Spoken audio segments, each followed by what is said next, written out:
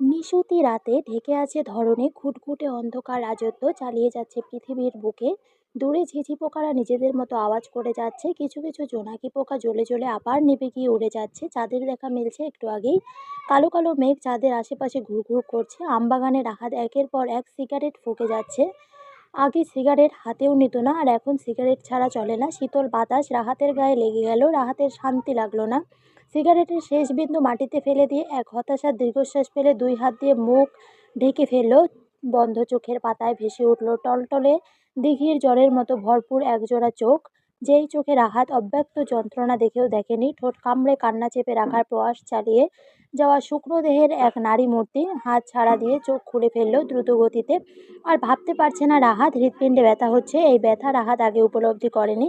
সেই চোখে না বলা যাতনা কেন রাহাত দাম দেয়নি। রাহাতের ঘরে বাইরে মনে কোথাও একটুও স্বস্তি নেই। ছেলে রায়হানকে দিয়েও অন্তরের নিষ্ঠতা খুঁজে পায় না। রাহাতের চোখে আবারও ভেসে উঠল সেই নারীর লাজুক হাসি, নরম চাহনি, চুল ঝাড়ার দৃশ্য। মিনমিন করে কিছু বলার শব্দ কানে বাজছে রাহাতের। আচমকা রাহাত নিজের চুল খামচে ধরে টানতে লাগলো। খুব আফসোস হচ্ছে, অনেক আফসোস হচ্ছে। আর তার ইসমা কোথায়? কোথায় তার ইসমা? নেই তো, কোথাও নেই। ইসমা নামক রমণী অনেক আগেই তাকে জুতো পিটা করে তার তুচ্ছ ভিটামাটি ছেড়েছে। রাহাত আজ শুনতে পেয়েছে ইসমার বিয়ে হয়েছে ঢাকায়। স্বামী একজন মেজর। এই ইসমা তো রাহাতের ছিল, এখন আরেকজনের। রাহাত ইসমাকে দেখেই পাগল পাগল হয়ে বিয়ে করেছে। বিয়ের পরের দিনগুলোও ছিল বেশ স্বাচ্ছন্দ্যবোধের।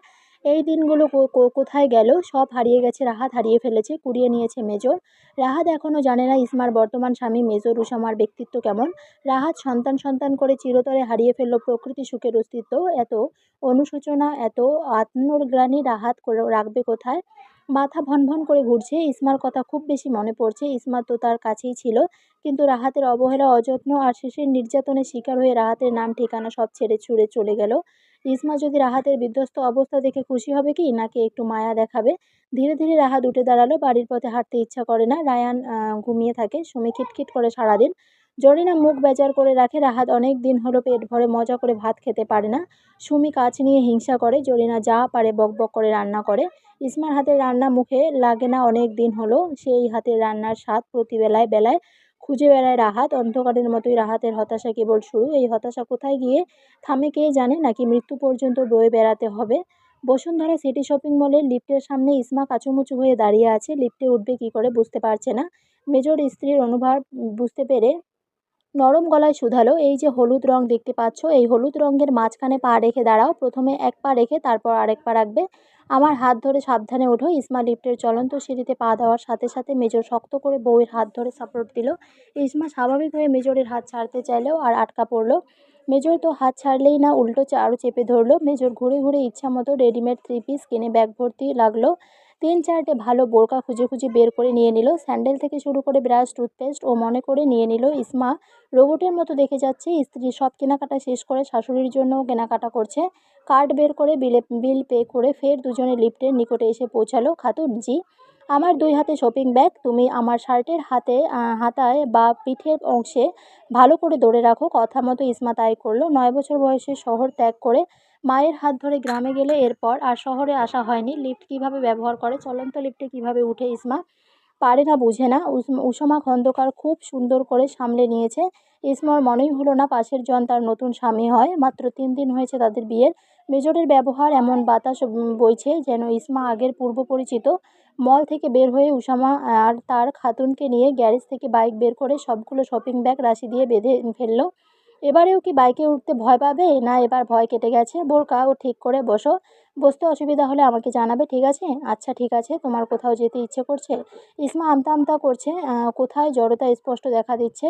খোলা মনে বলো খাতুন, আমার সাথে সহজ হও না। মানে আসলে নিউ মার্কেটে একটু দেখতাম আর কি। নিউ মার্কেট তো দেখার মতো কিছু নেই খাতুন, সমস্যা নেই। নিউ মার্কেট ঘোরাঘুরি করে শহীদ মিনারে নিয়ে যাব। আচ্ছা, নিউ মার্কেট কেন যেতে ইচ্ছা করলো? শুনেছি নিউ মার্কেটে নাকি অনেক কিছু পাওয়া যায়। কার থেকে শুনেছো? আমার ছোট মামির বোনের কাছ থেকে। সেখানে কি পাওয়া যায় বলছে? না, তা তো বলেনি, তবে এটা বলেছে অনেক কিছু একসাথে পাওয়া যায়, তার সস্তা সব কিছু। সব কিছু সস্তা না, সস্তার জিনিস সস্তায় বিক্রি করে। ভালো মানের জিনিসপত্রও রয়েছে। বাইক স্টার্ট দিয়ে নিউ মার্কেটের উদ্দেশ্যে রওনা দিল। মৃদু বাতাস দুজনকে ছুঁয়ে গেল। ইসমা এক হাত ধরে রেখেছে উসামা খন্দকারের শার্টের কোনা।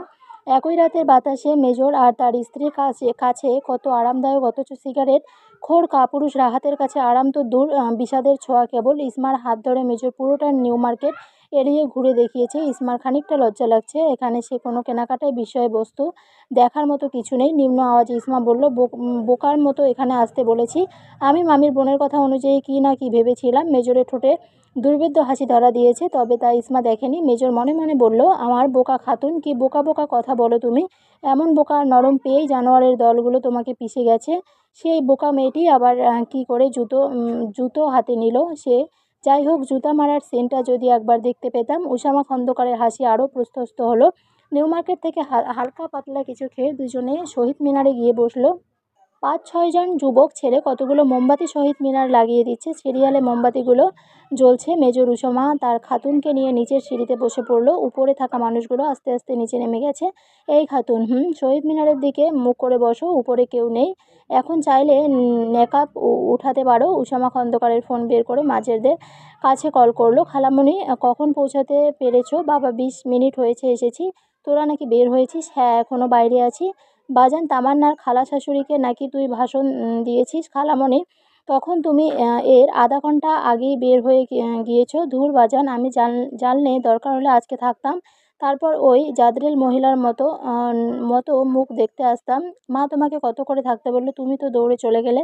কি করব বাবা, সাদিয়ার পরীক্ষার জন্য আসতে হয়েছে। রাসেল আর সাদিয়া ওরা কোথায়? তোর খালুর সাথে বের হয়েছে। মাজেদার সাথে কথা বলা শেষ করে পরে মানজিয়া বাড়ি থেকে কল করেছে। বলো খালামণি, তোরা কখন আসবি? মোমো বানিয়েছি, খাবি না? ঠান্ডা হয়ে যাবে তো। তোমরা খেয়ে ফেলো, আমরা খেয়েছি বাইরে। এই আসমান, শোন বাবা। বলো। আসার সময় মনে করে হলুদের গুঁড়া নিয়ে আসিস বাবা। আচ্ছা ঠিক আছে। আপু কই? এইমাত্র চলে গেছে। ইনিফার বেয়ানকে টেনে ওদের ফ্ল্যাটে নিয়ে গেছে। বাচ্চারাও চলে গেছে। ওরা চলে গেছে। এরকম তোর জন্য অপেক্ষা করেছি। কি গোপন কথা নাকি বলবে? মেজো খালামণির সাথে কথা শেষ করে উসামা দৃষ্টি দিল খাতুনের দিকে। মোমবাতির হলদে আলোর দিকে একধানে তাকিয়ে আছে ইসমা। হলুদ আলোর ঝলক ঠিক ইসমার মুখে প্রতিফলিত হচ্ছে। গালের দাগটা ঝিলিক মেরে উঠল মেজরের চোখে। মেজর ক্ষণকাল তাকিয়ে রইল আনমনে বসে থাকা ইসমা খাতুনের দিকে। তার ভালো লাগছে দেখতে, সত্যি ভালো লাগছে অর্ধাঙ্গিনীর কোমল চেহারা নিজের চোখ দুটো স্থির করে রাখতে। মেয়েটা খুব স্বল্প সময়ে জাদু করে ফেলেছে। মন এভাবে বিগলিত হতে থাকলে মেজর কাছের স্থানে গিয়ে থাকবে কি করে?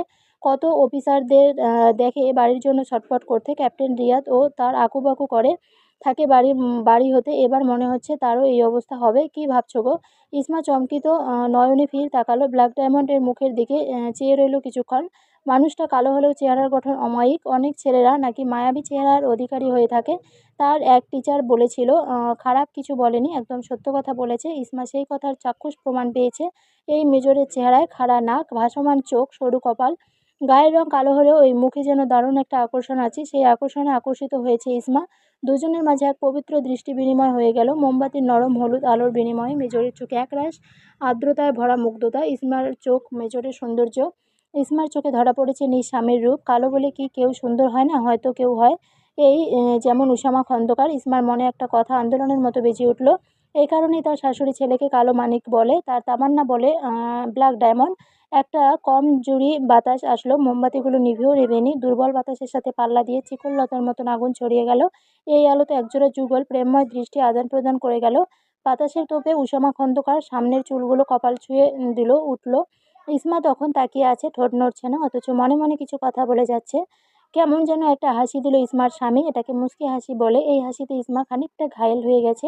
প্রথমবারের মতো এতই সুন্দর হাসি দেখলো মেজরের ঠোঁটে। কালো মানুষটাকে কি দেখো খাতুন, আপনি কালো এই কথাটা আর বলবেন না। দেখতে গিয়ে বলেছেন, আজকে বলবেন? আমার শুনতে ভালো লাগে না। আপনি যে খুব সুন্দর তা কি জানেন? মা বলে সব সময়। কি বলে? তুমি একটু আগে যা বললে ওইটা। আমার বন্ধুরাও বলতো বন্ধুদের মাঝে আমার গায়ের রং চাপা, কিন্তু তাও ওরা বলতো ওদের চেয়ে আমার চেহারা বেশি। বেশি কি? থমে গেলেন কেন?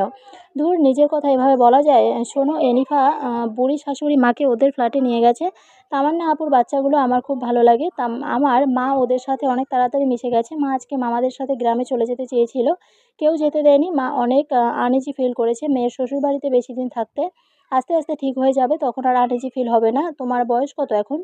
ধরেন 24 বছর কি করে হয়? মেজরের কণ্ঠে অবাকের তীব্র ছাপ। রাহাতের সাথে বিয়ে হওয়ার সময় তোমার বয়স কত ছিল? 15 বছর ছিল। বিয়ের পর 1 বছর পড়াশোনা করেছি অনেক কষ্টে। শাশুড়ি ননদ তার ব্যঙ্গ করত আমার পড়ালেখা নিয়ে। বিয়ের 6 বছর শেষ হয়ে 7 বছরের মাথায় সতীনের আগমন হয়। সবাই জানে 7 বছরও আমার বাচ্চা হয়নি। আসলে 6 বছর ছিল। 7 বছর পদার্পণ করেছিল মাত্র। 21 বছর বয়সে সতীনের কর্তৃত্ব সহ্য করেছি। 22 বছর বয়সে সতীনের বাচ্চা দেখেছি। এরপর নিজের বিচ্ছেদ হলো।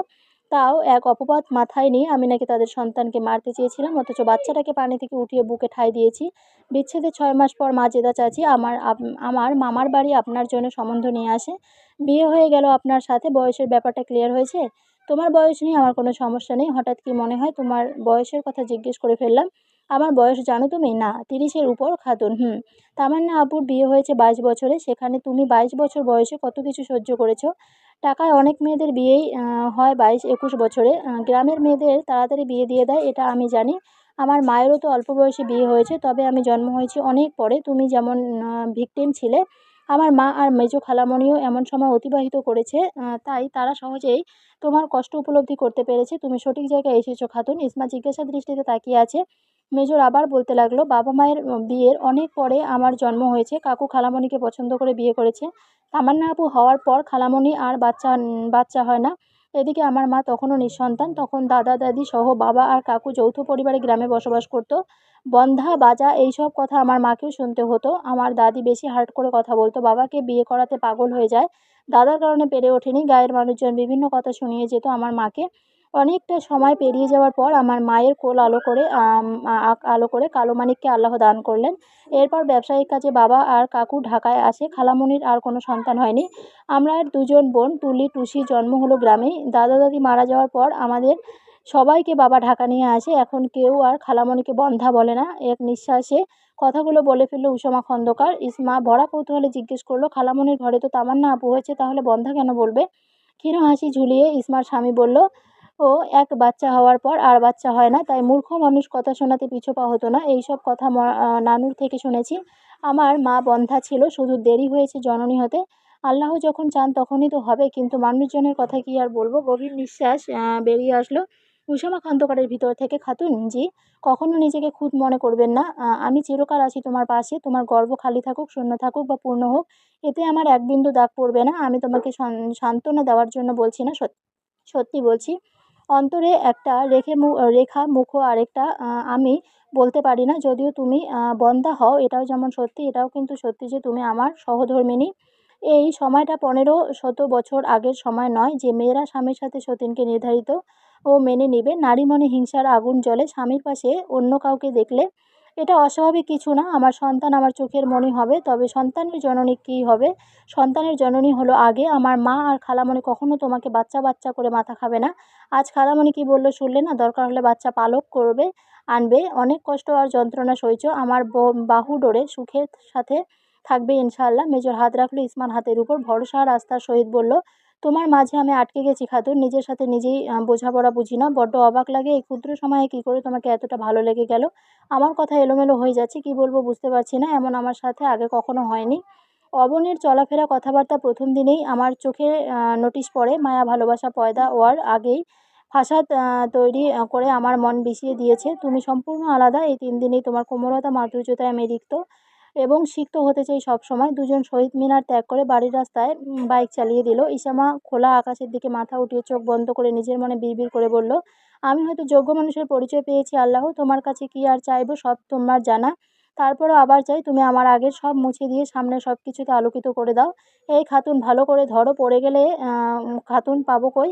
ইসমা ভালো করে ধরে বসলো। পাশে দুজন অর্ধবয়স্ক পুরুষ মহিলা মোটরসাইকেলে করে যাচ্ছে, হয়তো স্বামী স্ত্রী হবে। পুরুষটা গেয়ে উঠল, এই পথ যদি না শেষ হয় তবে কেমন হতো তুমি বলো তো? ওই লোকের গান মেজরের কানে এসেছে। সেও ঘাড়ে কাত করে ইসমার উদ্দেশ্যে বলল, এই পথ যদি না শেষ হয় তবে কেমন হতো তুমি বলো তো? গোধূলি শেষ লগ্নে আকাশের চিত্র এক এক রঙে মেতে ওঠে, কখনো হলুদ, কখনো কমলা রঙে নীলিমা সেজে থাকে। বিশাল আকাশের নিচে পাখিরা নিজেদের গন্তব্যে দল বেঁধে কিচিরমিচির করতে করতে তাদের নীড়ে পৌঁছে যায়। খালি পেটে বের হয়, ভরা পেটে ফিরে আসে। ডানা ঝাপটে উড়ে উড়ে কতগুলো চড়ুই পাখি চলে গেল তাদের বাসস্থানে। মসজিদের মিনার থেকে আজান ভেসে আসছে। খন্দকার বাড়ি থেকে 3 জন পুরুষ জামাত ধরার জন্য বেরিয়ে গেছে। পথে দেখা হলো তামান্নার মেয়ে ইলিশার সাথে। বড় ভাই একরামের সাথে নানুর বাসায় যাচ্ছে। নানা ভাই নামাজ পড়তে যাও। মোবারক খন্দকার হাসি দিয়ে বললেন, হ্যাঁ নামাজে যাই, তুমি আমাদের বাসায় যাবে? হুম। এলিসা ডাক দিল, এই কালো মামা। উসামা খন্দকার একখানে হাসি উপহার দিয়ে ভাগ্নেকে আদর করে চলে যাচ্ছিল। হাঁটা থামিয়ে পিছন ফিরে একরামের কান মলে ধরল। মামা কান ধরলে কেন? ঠিকমতো নামাজ পড়িস না কেন? পড়বো, কান ছেড়ে দাও। উসামার বাবা মোশাররফ খন্দকার বললেন, এখন থেকে নিয়মিত নামাজ না পড়লে আমিও অসমানের মতো তোর কান ধরে রাখবো। মোবারক খন্দকার ইলিশাকে বাসায় ঢুকিয়ে সবার সাথে মসজিদে প্রবেশ করেছে। সবাই একসাথে নামাজ আদায় করে আবার বাসায় এসেছে। ইসমা পাস্তা রান্না করেছে, তাহিয়া খাতুন একটু পায়েস বানিয়েছে। বিয়ের দিন পায়েস খেয়ে ইসামার শ্বশুরের নাকি ভীষণ মজা লেগেছে। সেই কথা আজ নাস্তার টেবিলে মোশারেফ খন্দকার বলেছিল, তাই তাহিয়া খাতুন সন্ধ্যায় নাস্তা পায়েস বানিয়েছে। মানজিয়া খানম কপাট রাগ দেখিয়ে বললেন, বেয়ান আপনি পারেনও বটে, দুলাভাই কোথায় কোথায় বলেছে পায়েস মজা হয়েছে, তাই বলে আপনার রান্নাঘরে আসতে হবে? তাহিয়া খাতুন হাসি টেনে বললেন, আপনারা তো আমাকে বাড়ি যেতে দেন না, আমি কাজের মানুষ, কাজ ছাড়া তো বোন ভালো লাগে না। বাড়ি থাকলে কত কাজ করতে হতো, এখন এখানে একটুও কাজ না করলে আমার ভালো লাগবে না আপা। মালিয়া খানম রান্নাঘরে ঢুকে সবার জন্য বাটিতে নুডলস বাড়তে বাড়তে বললেন, ইসমা তুমি বসো। বেয়ান আর কোনো কথা নয়, সোজা খেতে বসেন। ড্রয়িং রুমে সবাই খেতে বসেছে। মালিয়া খানম ইসমার হাতে নাস্তার বাটি এমনভাবে তুলে দিল যেমন তবে তুলির টুসিকে দিয়েছে। মালিয়া খানমের প্রতিটা কথা কাজে মমতা ছড়িয়ে পড়ে ইসমার প্রতি। ইসমা মাঝে মাঝে অবাক হয় শাশুড়ির ব্যবহারে। জরিনার সাথে মেলাতে গেলে আকাশ পাতাল তফাৎ হবে। তামান্নার বাকি দুজন বাচ্চা এনিফা ইমরান তারাও এসেছে। এনিফা মামার পাশে বসতে বসতে বলল, কালো মামা তুমি আমাদের বাসায় মামিকে নিয়ে যাও না কেন? যাবো মামা, কি খাওয়াবে আমরা গেলে? মামি যা খেতে চায় তাই খাওয়াবো। আমাকে কিছু খাওয়াবে না? তুমিও তো খাবে। আজ তোমাদের পড়াশোনা কোথায় মামা? আজ পড়ালেখা ছুটি, আম্মু আজ ছুটি দিয়েছে, বাবা অফিস থেকে আসলে আমরা একটু ঘুরতে যাব। এনিফা একটু ভাবুক হয়ে বলল, আচ্ছা কালো মামা, মামির গালে এটা কিসের দাগ? ছোট্ট এনিফা সবেমাত্র প্রথম শ্রেণীতে পড়ে, সে অবুঝের মতো এক অদ্ভুত প্রশ্ন করে বসেছে। এদিকে ইসমার হাসি মুখ, খুশি মুখ মুহূর্তে মলিন হয়ে যায়। সবার মাঝে লজ্জা পাচ্ছে, ঘরের বাতাসও যেন ভারী হয়ে উঠল। তাহিয়া খাতুনের চোখ টলমল করছে। তার মনে হয়ে গেছে রাহাত কিভাবে ঘুষি নিয়ে এগিয়ে এসেছিল। মেয়েকে বাঁচাতে ধরতে গিয়ে রাহাতের আংটির আঁচড় লেগে সারা জীবনের মতো এই দাগ তৈরি হয়ে গেছে। তাহিয়া খাতুনের বুক কামড় দিয়ে উঠেছে। সেদিন যদি তাহিয়া খাতুন না থাকতো তবে কি হতো? ইসমাকে হয়তো রাহাত রাগের মাথায় মেরেই ফেলতো, তার না হয় আরও বড় বীভৎস ঘটিয়ে ফেলতো। উষমা খন্দকার ভাগ্নেকে কোলে বসিয়ে ছোট্ট ছোট্ট চুলগুলোতে হাত বুলিয়ে নরম স্বরে বলল, মামুনি তোমার মনে আছে একবার তোমার ইমরান ভাইয়া পড়ে গিয়ে থুতনিতে কেটে গিয়েছিল, তোমার কি সেই কথা মনে আছে? এরকম সোফা থেকে লাফিয়ে উঠে বলল, মনে আছে। ইমরানের অনেক ব্লাড লস হয়েছিল, আম্মু কত কান্না করেছে, বাবা অফিসে ছিল, মামা কোলে করে ইমরানকে হসপিটালে নিয়ে গেছে। ইমরান থুতনিতে হাত রেখে বলল, আমার তো এখানে দাগ হয়ে রয়ে গেছে। এনিফার উপর নিচে মাথা নাড়িয়ে বলল, আমার একটু একটু মনে পড়েছে। উষমা খন্দকার মৃদু হেসে বলল, তোমার ভাইয়া যেমন পড়ে গিয়ে ব্যথা পেয়েছে, তোমার মামিও পড়ে গিয়ে ব্যথা পেয়েছে, তখন দাগ হয়ে গেছে, বুঝতে পেরেছো আমার ছোট্ট মা? এনিফা দুই গালে হাত রেখে বলল, ও। উষমা নিজের রুমে যেতে যেতে বোনকে উদ্দেশ্য করে বলল, তুলি আমার রুমে আসো। তুলি ভাইয়ের কাছে গিয়ে দাঁড়ালো। টুসি কোথায়? ভাইয়া, টুসি, তামান্না আপুর সাথে। আপু আজ এত দেরি করেছে কেন হসপিটাল থেকে আসতে? আপু একটা কাজে গেছে ভাইয়া, সাথে দুলাভাই আর টুসিও আছে। তোমার পড়াশোনা কেমন চলছে তুলি? চলছে ভালোই। শুধু ভালো বললে হবে না তুলি, মেডিকেল টিকতে হলে পরিশ্রম আরও বাড়াতে হবে। তোমার জন্য কিছু বই এনেছি। পরিশ্রম বলতে জান কুরবান করার কথা বলিনি, শুধু বলেছি আর একটু মনোযোগী হও। মাথায় থাকবে ভাইয়া, যা দরকার হয় বাবাকে জানাবে, কাকু তো আছেই, আপুর সাহায্য নেবে মাঝে মাঝে। আমি যেখানেই থাকি তোমরা দুজনে আমার কাছে যে কোনো প্রয়োজনে কল করবে, রাত হোক দিন হোক। তুলি ফ্যালফ্যাল করে তাকিয়ে থাকে, বলল, এবারেও কি অনেক দিন পর বাড়ি ফিরবে? আমার প্রফেশনই এমন বোন, মন খারাপ করে না, সুযোগ মিলে তাড়াতাড়ি আসবো। তোমার ভাবিকে বলো আসতে। আধার রাতে জ্যোৎস্নায় মন মাতানো শীতল বাতাসে একটা ঘ্রাণ ভেসে আসছে ধীরে ধীরে। উষামা খন্দকার বারান্দায় দাঁড়িয়ে নাসারন্ধ্র টেনে নিল সেই মোহনীয় ঘ্রাণে। টিমটিমে চাঁদের আলো বারান্দায় গ্রিল ভেদ করে ভেতরে ঢুকে এসেছে। মৃদু আলো আধারের মাঝে সেই ঘ্রাণ মিলিয়ে গেল। মেজরের সামনে দাঁড়িয়েছে তার নরম মনের রমণী। এই নরমীয়তা রমণী এখন মেজরের গোপন ঘরে বাস করে। মেজর ক্রমে ক্রমে ধাবিত হয়ে গেছে এই ইসেমা খাতুনের উপর। গায়ে তার সাদা জর্জেট কাপড়ের থ্রি পিস, গোলগাল মুখে ওড়না পেঁচিয়ে হাজির হয়েছে। নরম নরম চাহনি তার। চাঁদের এক ফালি আলো ঠিকরে পড়েছে সাদা জামা পরা ইসমার উপর। মেজর ডান হাত ওড়না সরিয়ে হাত হাত গলিয়ে দিল চুলের ভাঁজে।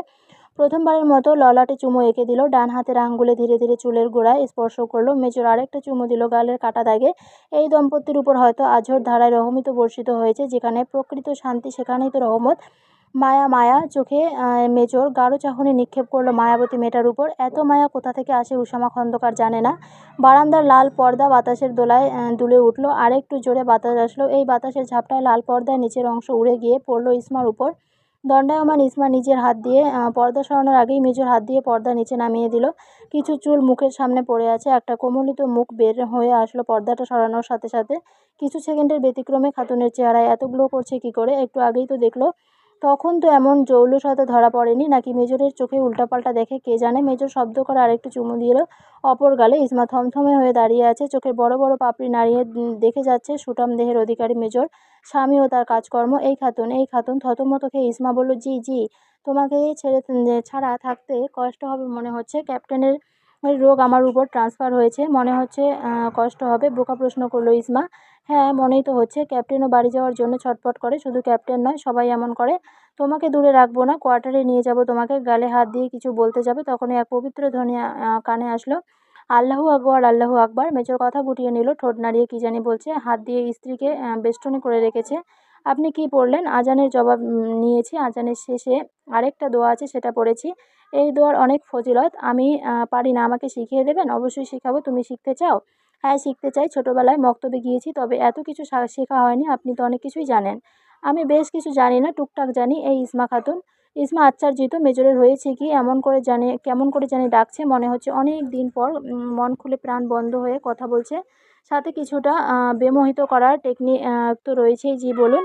চাঁদের আলো পড়লে ওই মুখমণ্ডলে এত স্নিগ্ধ দেখায় কেন? শাহাদাত আঙ্গুল দিয়ে নাকে টোকা মেরে চলে গেছে নামাজি উত্তর না শুনে। মেজর বের হচ্ছে আর তামান্না টুসি ভেতরে ঢুকছে। এই ব্ল্যাকটা এমন, কি বলবে আপু? বাসায় দেরিতে আসবি কেন? আজ কাজ আছে তাই। বিড়বিড় করে উসামা বলল, দুদিন পর চলে যাব, আর এখন বলছিস বাসায় দেরিতে আসতে? নামাজ না হলে মিনি কেয়ামত হয়ে গেলেও ঘর থেকে বের হতাম না। সালাদ শেষ করেই ফুটটুস করে রুমে ঢুকে যাব। তুলতুলে একটা বউ এনে দিয়ে এখন বলে এই ব্ল্যাক ডায়মন্ড বাসায় দেরিতে আসবি। আল্লাহ, এই অবিচার তুমি সইবে না আল্লাহ।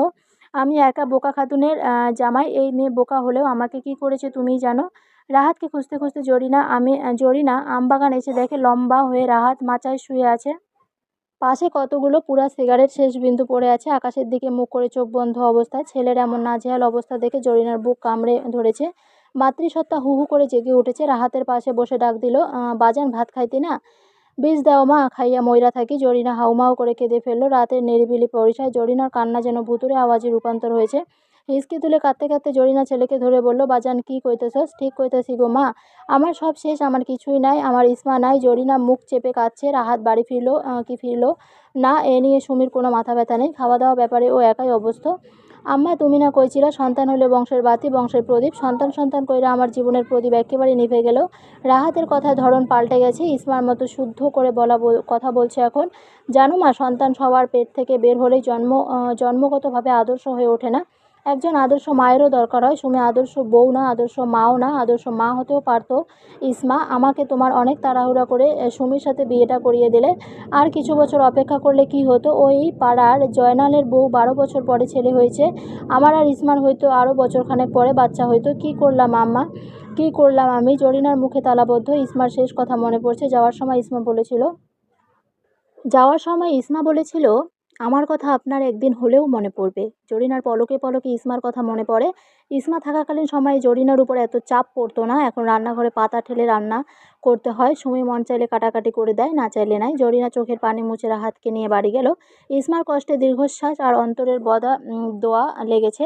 ইসমা চলে গেছে, বেশি দিন হয়নি। এর মাঝেই রাহাতের পরিবারে শান্তির দুর্ভিক্ষ লেগেছে। আজ ইসমা ইসমা করে জান দিলে কি হবে? ইসমা যখন মাটি কামড়েছিল তখন মেয়েটার কলিজার আঘাত দিতে দিতে শেষ করেছে। ইসমা আর তার কাঙ্ক্ষিত জায়গায় আছে। এক শান্তিপূর্ণ পরিবার পরিবেশ পেয়েছে, সাথে পেয়েছে এক সাহসী সৎ চরিত্রবান পুরুষ। তামান্নার স্বামী আরিফ উসামা খন্দকারকে ধরে বেঁধে মসজিদ থেকে বের করে তাদের বাসায় নিয়ে গেছে। তামান্না বলে দিয়েছে উসামাকে ঘন্টা দুয়েকের জন্য আটকে রাখতে। আরিফ করলোও তাই।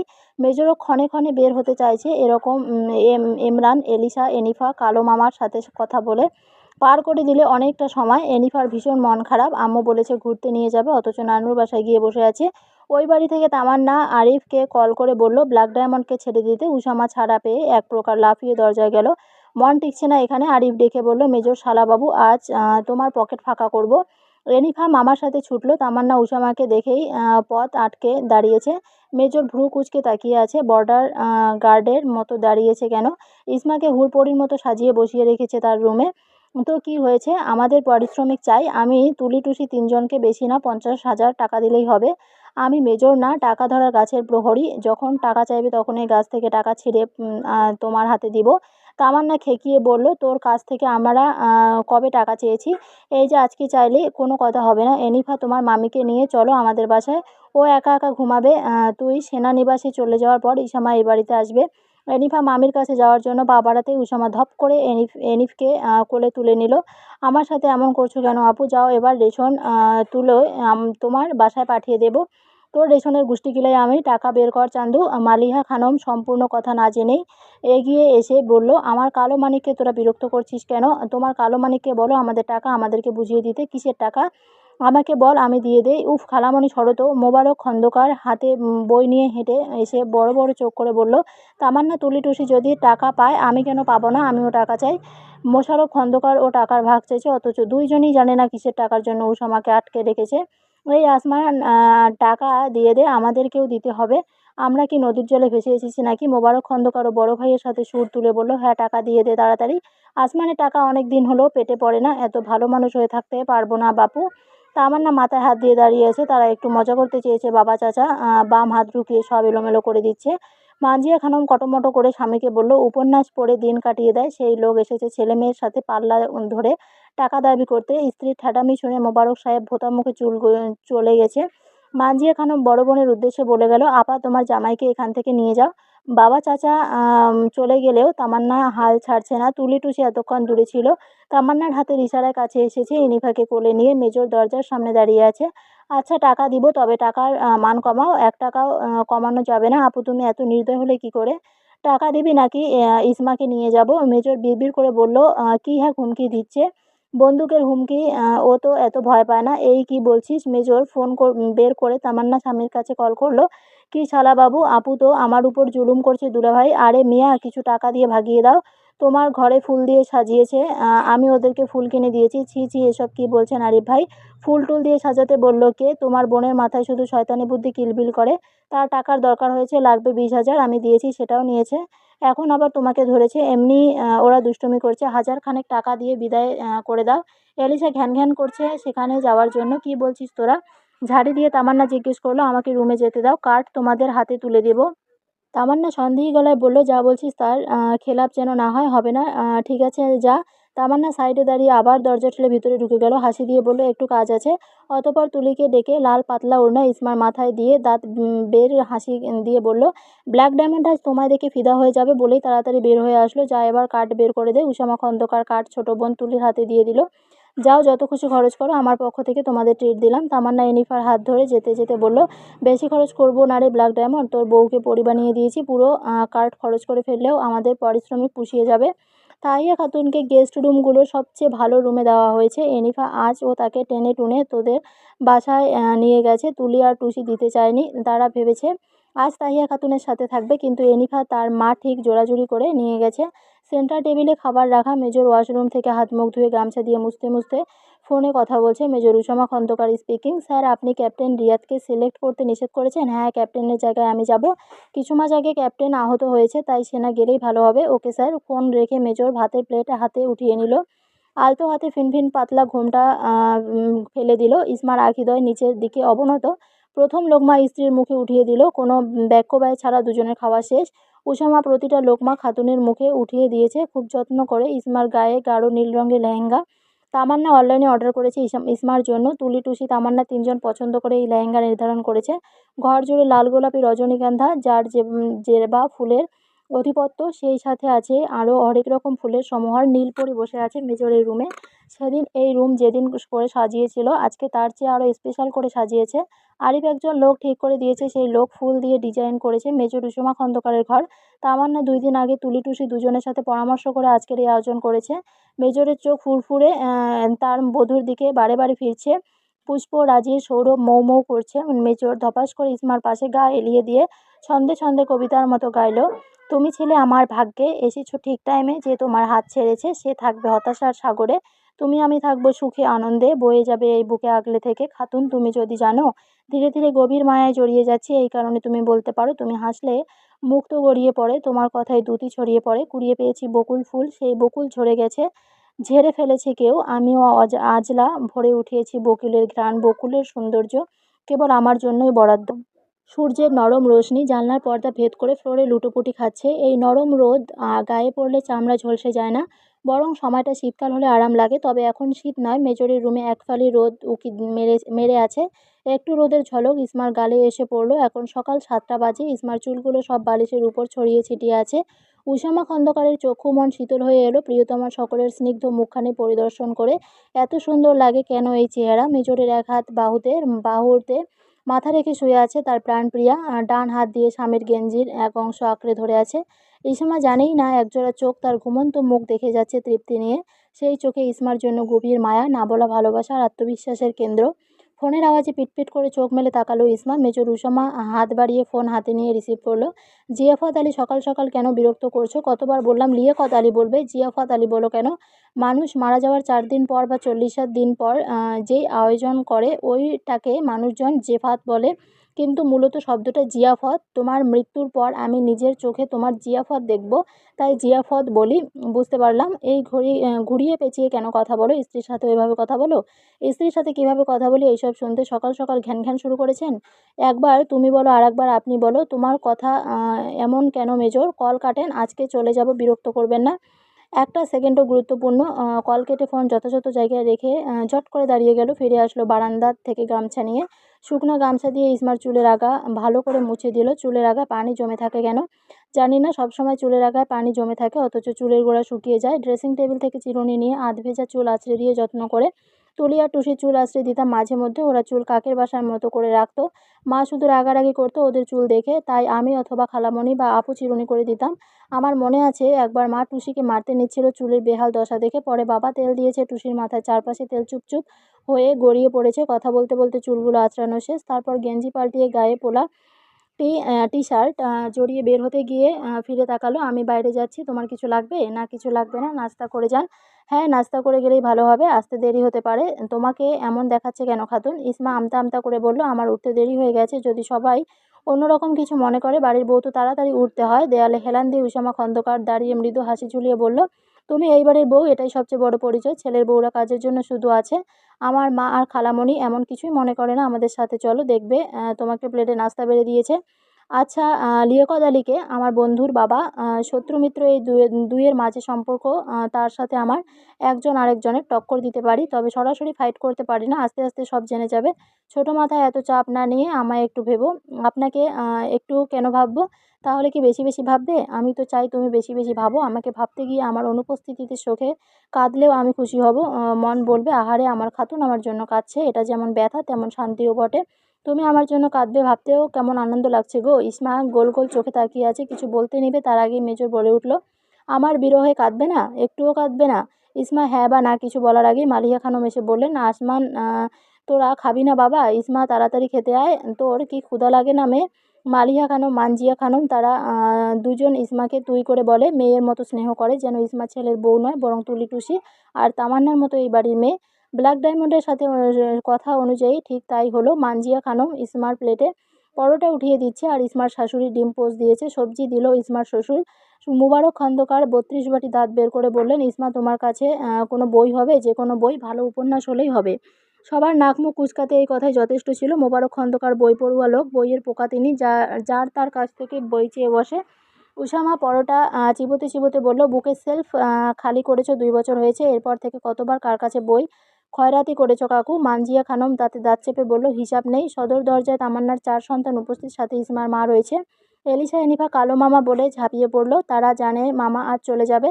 তামান্না ভারী গলায় বলল, তোমার এখন থেকে কালো মামা বলবে না, শুধু মামা বলবে। আগে ছোট ছিলে শুনতে ভালো লেগেছে, এখন বড় হচ্ছে শুনতেও খারাপ লাগে, বলতেও খারাপ লাগে। দুজন মাথা নাড়িয়ে বলল, আর কালো মামা বলবো না। ইসমার মা যেন ক্ষণে ক্ষণে অবাক হয়ে এখন ইসমার অবস্থান দেখে।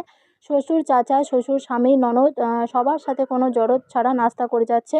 রাহাতের বাড়ির পরিবেশ ছিল ভিন্ন রকম। রাহাতের মা জরিনা তো শুধু খিটখিট করতো, তামান্না চলে গেছে হসপিটালে। তাহিয়া খাতুন মন ভরে মেয়ের সুখ দেখছে। ইসমার শাশুড়ি রেখে বলল, বেয়ান আজকেও তামান্নার বাসায় রান্না করছেন? না আপা, আমি শুধু দাঁড়িয়ে খুন্তি নাড়িয়েছি। তামান্না সব কেটে কুটে দিয়েছে। আরিফ আমার রান্না পছন্দ করে। সকালের নাস্তা করে উসামা বের হয়ে গেছে ইসমার শাশুড়িদের সাথে। দুপুরের রান্নায় হাত লাগিয়েছে। মেজর বাড়ি ফিরলে 2-2.5 ঘন্টা পরে। নিজের রুমে যেতে যেতে ইসমাকে চোখের ইশারায় রুমে যেতে বুঝিয়েছে। হাতের কাজ রেখে গুটি গুটি পায়ে ইসমা রুমে গেল। মেজর যেন এক অপেক্ষাতেই ছিল। দরজা চাপিয়ে আগলে নিল বোকা শোকা মেয়েটাকে। ইসমা হঠাৎ লজ্জায় পড়ে যায়। নিম্ন আওয়াজে দুজনের কথা হলো। মেজর জিজ্ঞেস করেছে আর ইসমা নত মুখে হ্যাঁ বা না করে গেছে। প্রফুল্ল চিত্তে বধূকে বুকে জড়িয়ে রাখলো কিছুক্ষণ। মেজর কি থেকে কি করে সে নিজেই জানে না। এটা কি প্রেম? এটা কি প্রেমের মোহনা? এটা কি ইসমা খাতুন? আমার হৃদয়ের ব্যাসভবনে তৈরি হচ্ছে স্বচ্ছ সফেদ ব্রহ্ম শুভ্র মেঘমালা। সেই মেঘমালায় তোমার নাম। মেঘে মেঘে ভেসে বেড়ায় এক কোমল চেহারা। এই মায়াময় চাহনি বোকা বোকা কথায় আমি গভীরভাবে আটকে গেছি এবং শান্তি পাচ্ছি। এই নতুনত্বকে কি খাতুন? এই মিসেস ইসমা খাতুন, এটাকে প্রেম বলে তাই না? আমি ব্যাখ্যা করে সফল হয়েছি।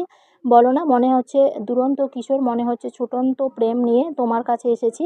এই চোখের পাপড়ি নেড়ে যখন চোখ মেলে তাকাও তখন মনে হয় বাসন্তের দোর খুলেছে আমার বিস্তীর্ণ শক্ত ভূমিতে। ধীরে ধীরে আমি তোমার মায়ার অনুভূতিতে জালে ফেসে গেছি। তোমার পবিত্রতার চোরাবালিতে হারিয়ে গেছি। কোনো জাদু করনি, তবে জাদু আছে তোমার চাল চলনে, তোমার কথায়, তোমার হাসিতে জাদু আছে, তোমার ঘুমন্ত মুখে। এমন কেন করলে ইসমা খাতুন? কেন করলে? আমি থাকবো কি করে? কষ্ট হবে তো, ভীষণ কষ্ট হবে। ইসমা নিরুত্তর ভঙ্গিতে দাঁড়িয়ে আছে, বোকা বোকা চোখে চেয়ে আছে। এই যে জনাব মেজর কত প্রশ্ন করলো, বোকা মেয়েটা কিছুই বলতে পারলো না। কিছুক্ষণ পর ইসমা আবেগী হয়ে উঠল। চোখ জোড়া বর্ষের জলের ন্যায় থই থই করে টলতে লাগলো। দুই আঁখি থেকে 2 ফোঁটা নোনতা জল গড়িয়ে পড়লো গাল বেয়ে। কাঁদছো কেন আমার পাখি? কান্নার মাঝেও ইসমা ভারী লজ্জা পেল। পাখি বলে ডেকেছে, তাও কত মধুর সুরে। এই মেজর একবার আবেগী বানিয়ে দেয়, একবার লাজুক বানিয়ে দেয়। মেজর এই এক ভয়ার্ত ঢোক গিলল। তার বধূয়া ক্রন্দনরত অবস্থায় লাচ নিয়ে দাঁড়িয়ে আছে, চোখ বিরহ জল, অথচ গালে লাজুক আভা। আবার ঠোঁটে বেঁকে যাওয়া লাজুক হাসি। আমি যাওয়ার সময় এভাবে হাসবে না। দহন বেড়ে যায়। আমি তোমার পাশে থাকলে কত খুশি, তত হাসবে। হঠাৎ রাহাতের কথা মনে পড়ে গেল উষমা খন্দকারের। রাহাত এই অমায়িক নারীকে কষ্ট দিল কি করে? এমন স্ত্রী হলে তো খেয়ে না খেয়ে দিনরাত পার করা যায়। কিন্তু রাহাত অধৈর্য হয়ে, কি নিষ্ঠুর হয়ে ইসমাকে সতীন উপহার দিল।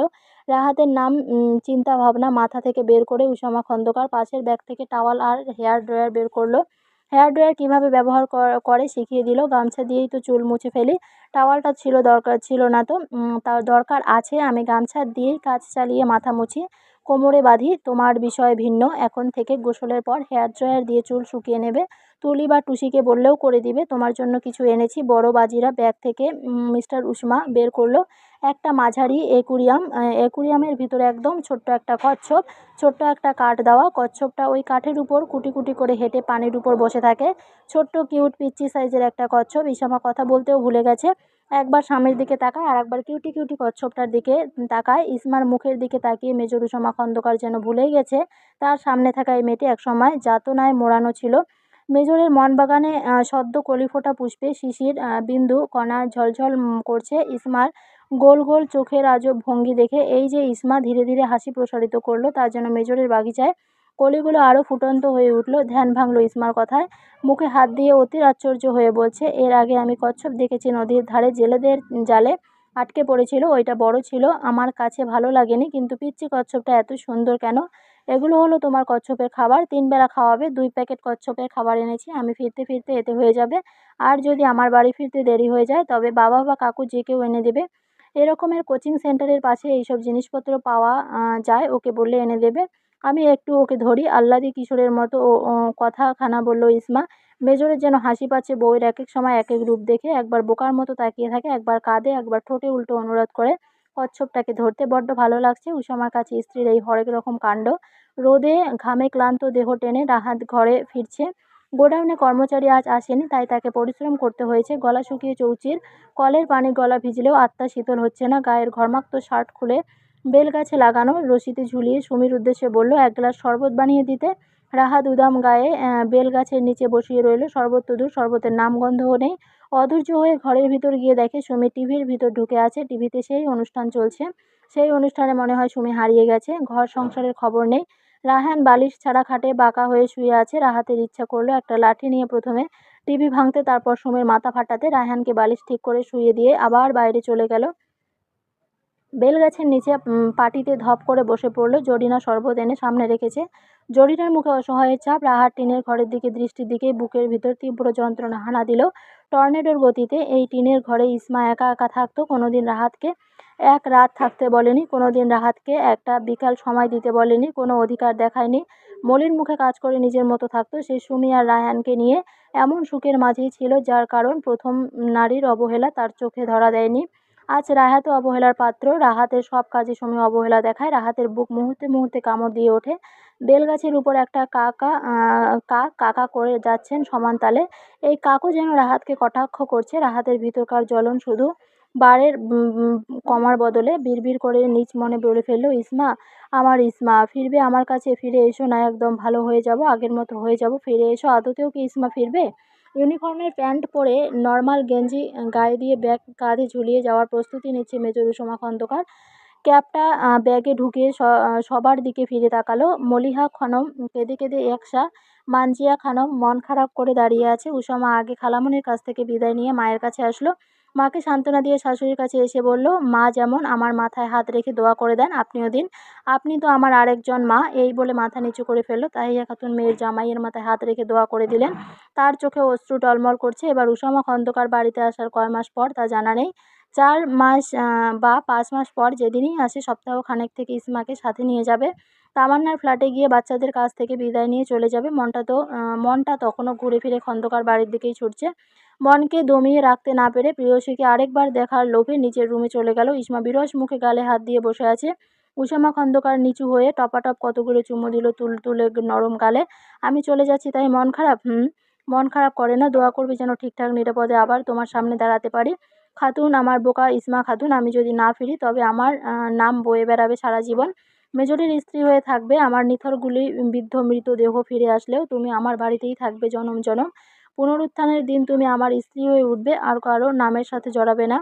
এসব কি বলছেন? ইসমা বাঁধভাঙা ঢেউয়ের মতো ঝরঝরে কাঁদছে। মেজর চোখের পানি মুছে দিয়ে চৌড়া বক্ষে আগলে নিল ইসমা খাতুনকে। ইসমা ২ হাত দিয়ে আঁকড়ে ধরল স্বামীকে। একটা দৃঢ় বন্ধনে আবদ্ধ হলো দুজন।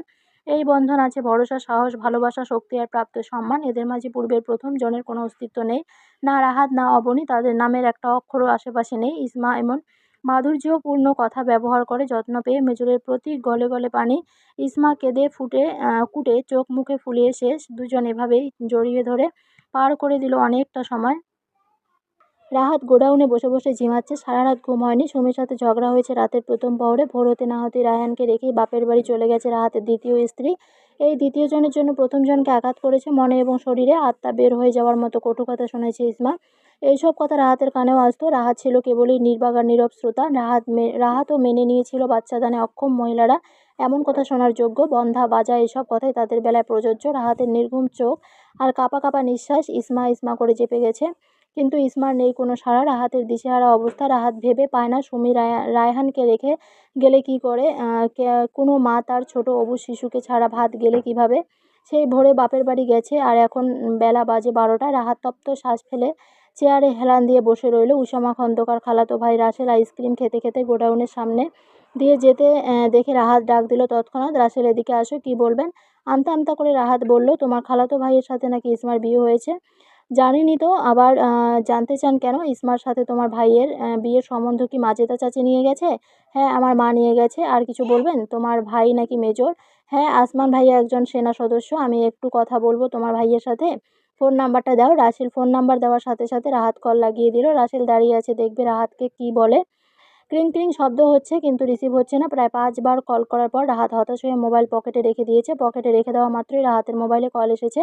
মেজর উষবা খন্দকার স্পিকিং। রাহাতের কণ্ঠ কেঁপে উঠল। কেমন এক রাশভারী ঠান্ডা গলার স্বর। থেমে থেমে রাহাত বলল, আমি রাহাত, আপনার খালা মাজদার প্রতিবেশী। অপর পাশ থেকে মেজরের কথা ভেসে আসলো। আমার খালামণির প্রতিবেশী হওয়া ছাড়াও আপনার আরেকটা পরিচয় আছে। রাহাত ভিজা জিহ্বা দিয়ে শুকনো ঠোঁট জোড়া ভিজিয়ে কণ্ঠ খাদে নামিয়ে বলল, কি পরিচয়ের কথা বলছেন? মিস্টার রাহাত, আপনি সন্তানের উসিলায় দ্বিতীয় বিয়ে করেছেন। প্রথম স্ত্রীকে পশুর মতো মেরেছেন এবং তার ভরণ পোষণ ঠিকভাবে আদায় করেননি। আপনার সন্তানকে ধরতে দেননি, অথচ সন্তানের মলমূত্র থেকে শুরু করে ছোট গামছা পর্যন্ত ধুয়েছে সেই অবহেলিত নারী, যাকে দেখিয়ে দেখিয়ে নিত্যদিন দ্বিতীয় স্ত্রী নিয়ে রং তামাশা করেছেন। আপনার আরও পরিচয় আছে যা এখন আমি বলতে চাইছি না। তা বলুন তো কী জন্য শরণাপন্ন হয়েছেন? রাহাত কিছুই বলছে না, জবানে তালা লাগিয়ে ফোন চেপে দাঁড়িয়ে আছে। মিস্টার রাহাত, আপনি কিছু বলবেন না কি আমি রেখে দেবো? কিছুক্ষণ পর আমার মিটিং আছে। বুকে সাহস জুগিয়ে রাহাত বলতে লাগলো, ইসমাকে আপনি বিয়ে করে নিঃসন্তান থাকতে হবে। আপনি একজন শিক্ষিত হয়ে গ্রামের মেয়েকে বিয়ে করে ঠকে গেছেন। ইসমার গালে একটা বড় স্পট আছে, তাই কোনো দিক দিয়েই ইসমার সাথে আপনার যায় না। তাই বলেছিলাম আপনি ইসমার সাথে বিয়ে বিচ্ছেদ করে দেন, আমি পুনরায় ইসমাকে বিয়ে করব। ইসমা রাজি না হলে ইসমার পায়ে ধরে মাপ চাইবো। আমার বিশ্বাস ইসমা আমাকে ক্ষমা করে দেবে। সুমিকে আজীবনের জন্য বিদায় করে দিব। রায়হানকে নিয়ে আমাদের সুখে সংসার হবে। ইসমাকে রায়হান মা ডাকবে। আগেই আমি বলেছিলাম সুমির ঘরে বাচ্চা হলে ইসমাকে বড় মা ডাকবে। রায়হান এখনও কিছু বোঝে না। রায়হান সুমিকে কিছুদিন গেলেই ভুলে যাবে। ইসমা আরও কিছু বলতে নিচ্ছিল, কিন্তু তার আর বলতে পারল না। রায়হাত মেজর তাকে থমিয়ে দিয়েছে। রুক্ষ গলায় চিবিয়ে চিবিয়ে দাঁতে দাঁত চেপে মেজর বলল, এক লাইন কয়বার ইসমা বলা হচ্ছে? ইসমা ইসমা করে আমার কানের রক্ত গরম করার মানে কি? কোনো স্ক্রিপ্ট রাইটার থেকে মুখস্থ বুলি শিখে পুরাতন রেকর্ডের মতো প্রলাপ করছেন? আপনার অধীনে যেই ইসমা ছিল সে এখন আগের মতো নেই। সে এখন মেজর উসামা খন্দকারের ইসমা খাতুন। স্বর্ণের পাত্র যখন হাতে ছিল তখন ফেলে দিলেন, যখন তার অভাবে তার কদর অনুভব হলো তখন আবার তাকে তুলতে চাইছেন। সে কি এখন আপনার জন্য পড়ে আছে?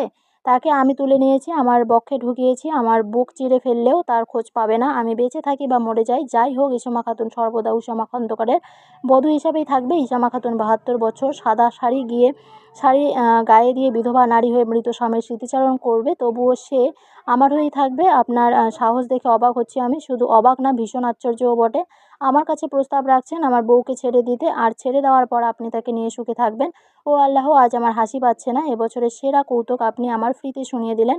তা মহাশয়, আপনার প্রিয়তমা সুমিকে বিদায় করবেন কেন? তাকে বুঝি লাগে না? ভালো থাকার জন্যই তো কত কেচ্ছা কাহিনী আপনি আর আপনার পরিবার করে গেলে যাত্রাপালার মতো। প্রচণ্ড রাগ উঠেছে, প্রচণ্ড জেদ চেপে বসেছে শরীরে রন্ধ্রে রন্ধ্রে। যেই মেয়েটিকে আপনি আলাদা করে দিয়েছেন আর সেই মেয়েটি থেকে কাজের সূত্রে আলাদা হওয়ার কারণে আমার সময়, খাওয়া দাওয়া, চলে ফেরা সব কিছুতেই বিরহ বাতাস বয়ে বেড়ায়। মিস্টার রাহাত, কী হারিয়েছেন, কী ছুঁড়ে ফেলেছেন? এখন নিশ্চয়ই হাড়ে হাড়ে টের পাচ্ছেন। গলার দাগ, সেই দাগের দোহাই দিয়ে আমার মন টলাতে চাইছেন? আরে মিয়া, এই দাগই তো আমার নজরে প্রথম পড়েছে। আমার একটুও বিরক্ত লাগেনি, খারাপ লাগেনি। এই দাগটা আমার কাছে বিউটি স্পট মনে হয়। আমাদের ঘরে কোনো জনের জন্ম হোক বা না হোক তাতে কিচ্ছু যায় আসে না। আমি সমাজের নিন্দনীয় অনাচার অবিচ্ছিন্ন প্রেক্ষাপটের বিরুদ্ধে গিয়ে দেখিয়ে দেব একজন বন্ধ্যা নারীকে নিয়েও সুখে থাকা যায়। একজন নিঃসন্তান নারীও হতে পারে কোনো পুরুষের সুখের ঠিকানা। হ্যাঁ, ওই ইসমা খাতুন হলো আমার জন্য এক আস্ত সুখের ভেলা। এই ভেলার আরোহণ কালে কেউ জলাচ্ছিল তৈরি করতে আসলে তার নিঃশ্বাস অজগরে থাবা বসিয়ে দেব। জমিনের উপর দাঁড়িয়ে আমি অহমিক কথা বলতে চাই না। আপনি আমাকে বাধ্য করবেন না আপনার চোখে ভীত সঞ্চয় করাতে। আমি সবার জন্য ভালো নেই। যার ভালো আমি তাদের সাথে ভালো, আর যারা অসৎ আমি তাদের সাথে দূরত্ব বজায় রাখি মাইল মাইল। আপনারা এখন ইচ্ছা করছে আগের স্ত্রীকে গ্রহণ করতে, আমারও কিন্তু ইচ্ছা করছে। শুনবেন কি ইচ্ছা করছে? ইচ্ছা করছে যেই হাত দিয়ে আমার বোকা খাতুনের পিঠে কিল ঘুষি মেরেছেন, সেই আঙ্গুলের আংটির ঘষার ফলে নরম গালে রক্ত ঝরিয়েছেন, সেই হাতে পুরোটাই কেটে ফেলি। আর ওই আঙ্গুল, যেই আঙ্গুলে আংটি পরেন, ওই আঙ্গুল কেটে ছোট ছোট করে সিলেটের গজার মাছগুলোতে খেতে দেই। মানব মস্তিষ্কে কত সময় কত ইচ্ছেই তারা খাম্বার মতো দাঁড়াতে চায়, সব কিন্তু ইচ্ছাকে প্রশ্রয় দিতে নেই। তাই আপনাকে বলি, মাথায় ঢুকিয়ে রাখুন, আমি যেমন আপনার হাত আর আঙ্গুল না কেটে বাড়াবাড়ির প্রশ্রয়টা থমিয়ে রেখেছি, আপনিও তেমন নিজের অহেতুক অসম্ভব ইচ্ছেগুলো দমিয়ে রেখে দিন। বারবার আমি চুপ থাকবো না। আপনার মতো মেরুদণ্ডহীন আমি নই। আলহামদুলিল্লাহ, আমার সৎ সাহস রয়েছে। আমার সাহসকে দুঃসাহস রূপে দেখতে নিশ্চয়ই আপনার ভালো লাগবে না। রাহাতের ভিতর বাহির দমানোর বজিয়ে ঘোষণা দিচ্ছে ইসমা উসমা, এই দুইটা নাম, দুজনের নাম কাকতালীয়ভাবে কতখানি মিলে গেল। আজ রাহাতের হাবুডুবু অবস্থা। হায় রে ইসমা, তো এর চেয়ে আরও বেশি হাবুডুবু খেয়েছে পরিস্থিতি এবং নানাজনের নানা কথা। প্রত্যেকে সুযোগ পেয়েছে শুধু রাহাতের কারণে। আসমান ভাই কি বলল আপনাকে? রাহাত নিশ্চুপ। আসলে যেতে যেতে বলতে লাগলো, আমি দেখেছি ইসমা ভাবি কত কষ্ট করেছে।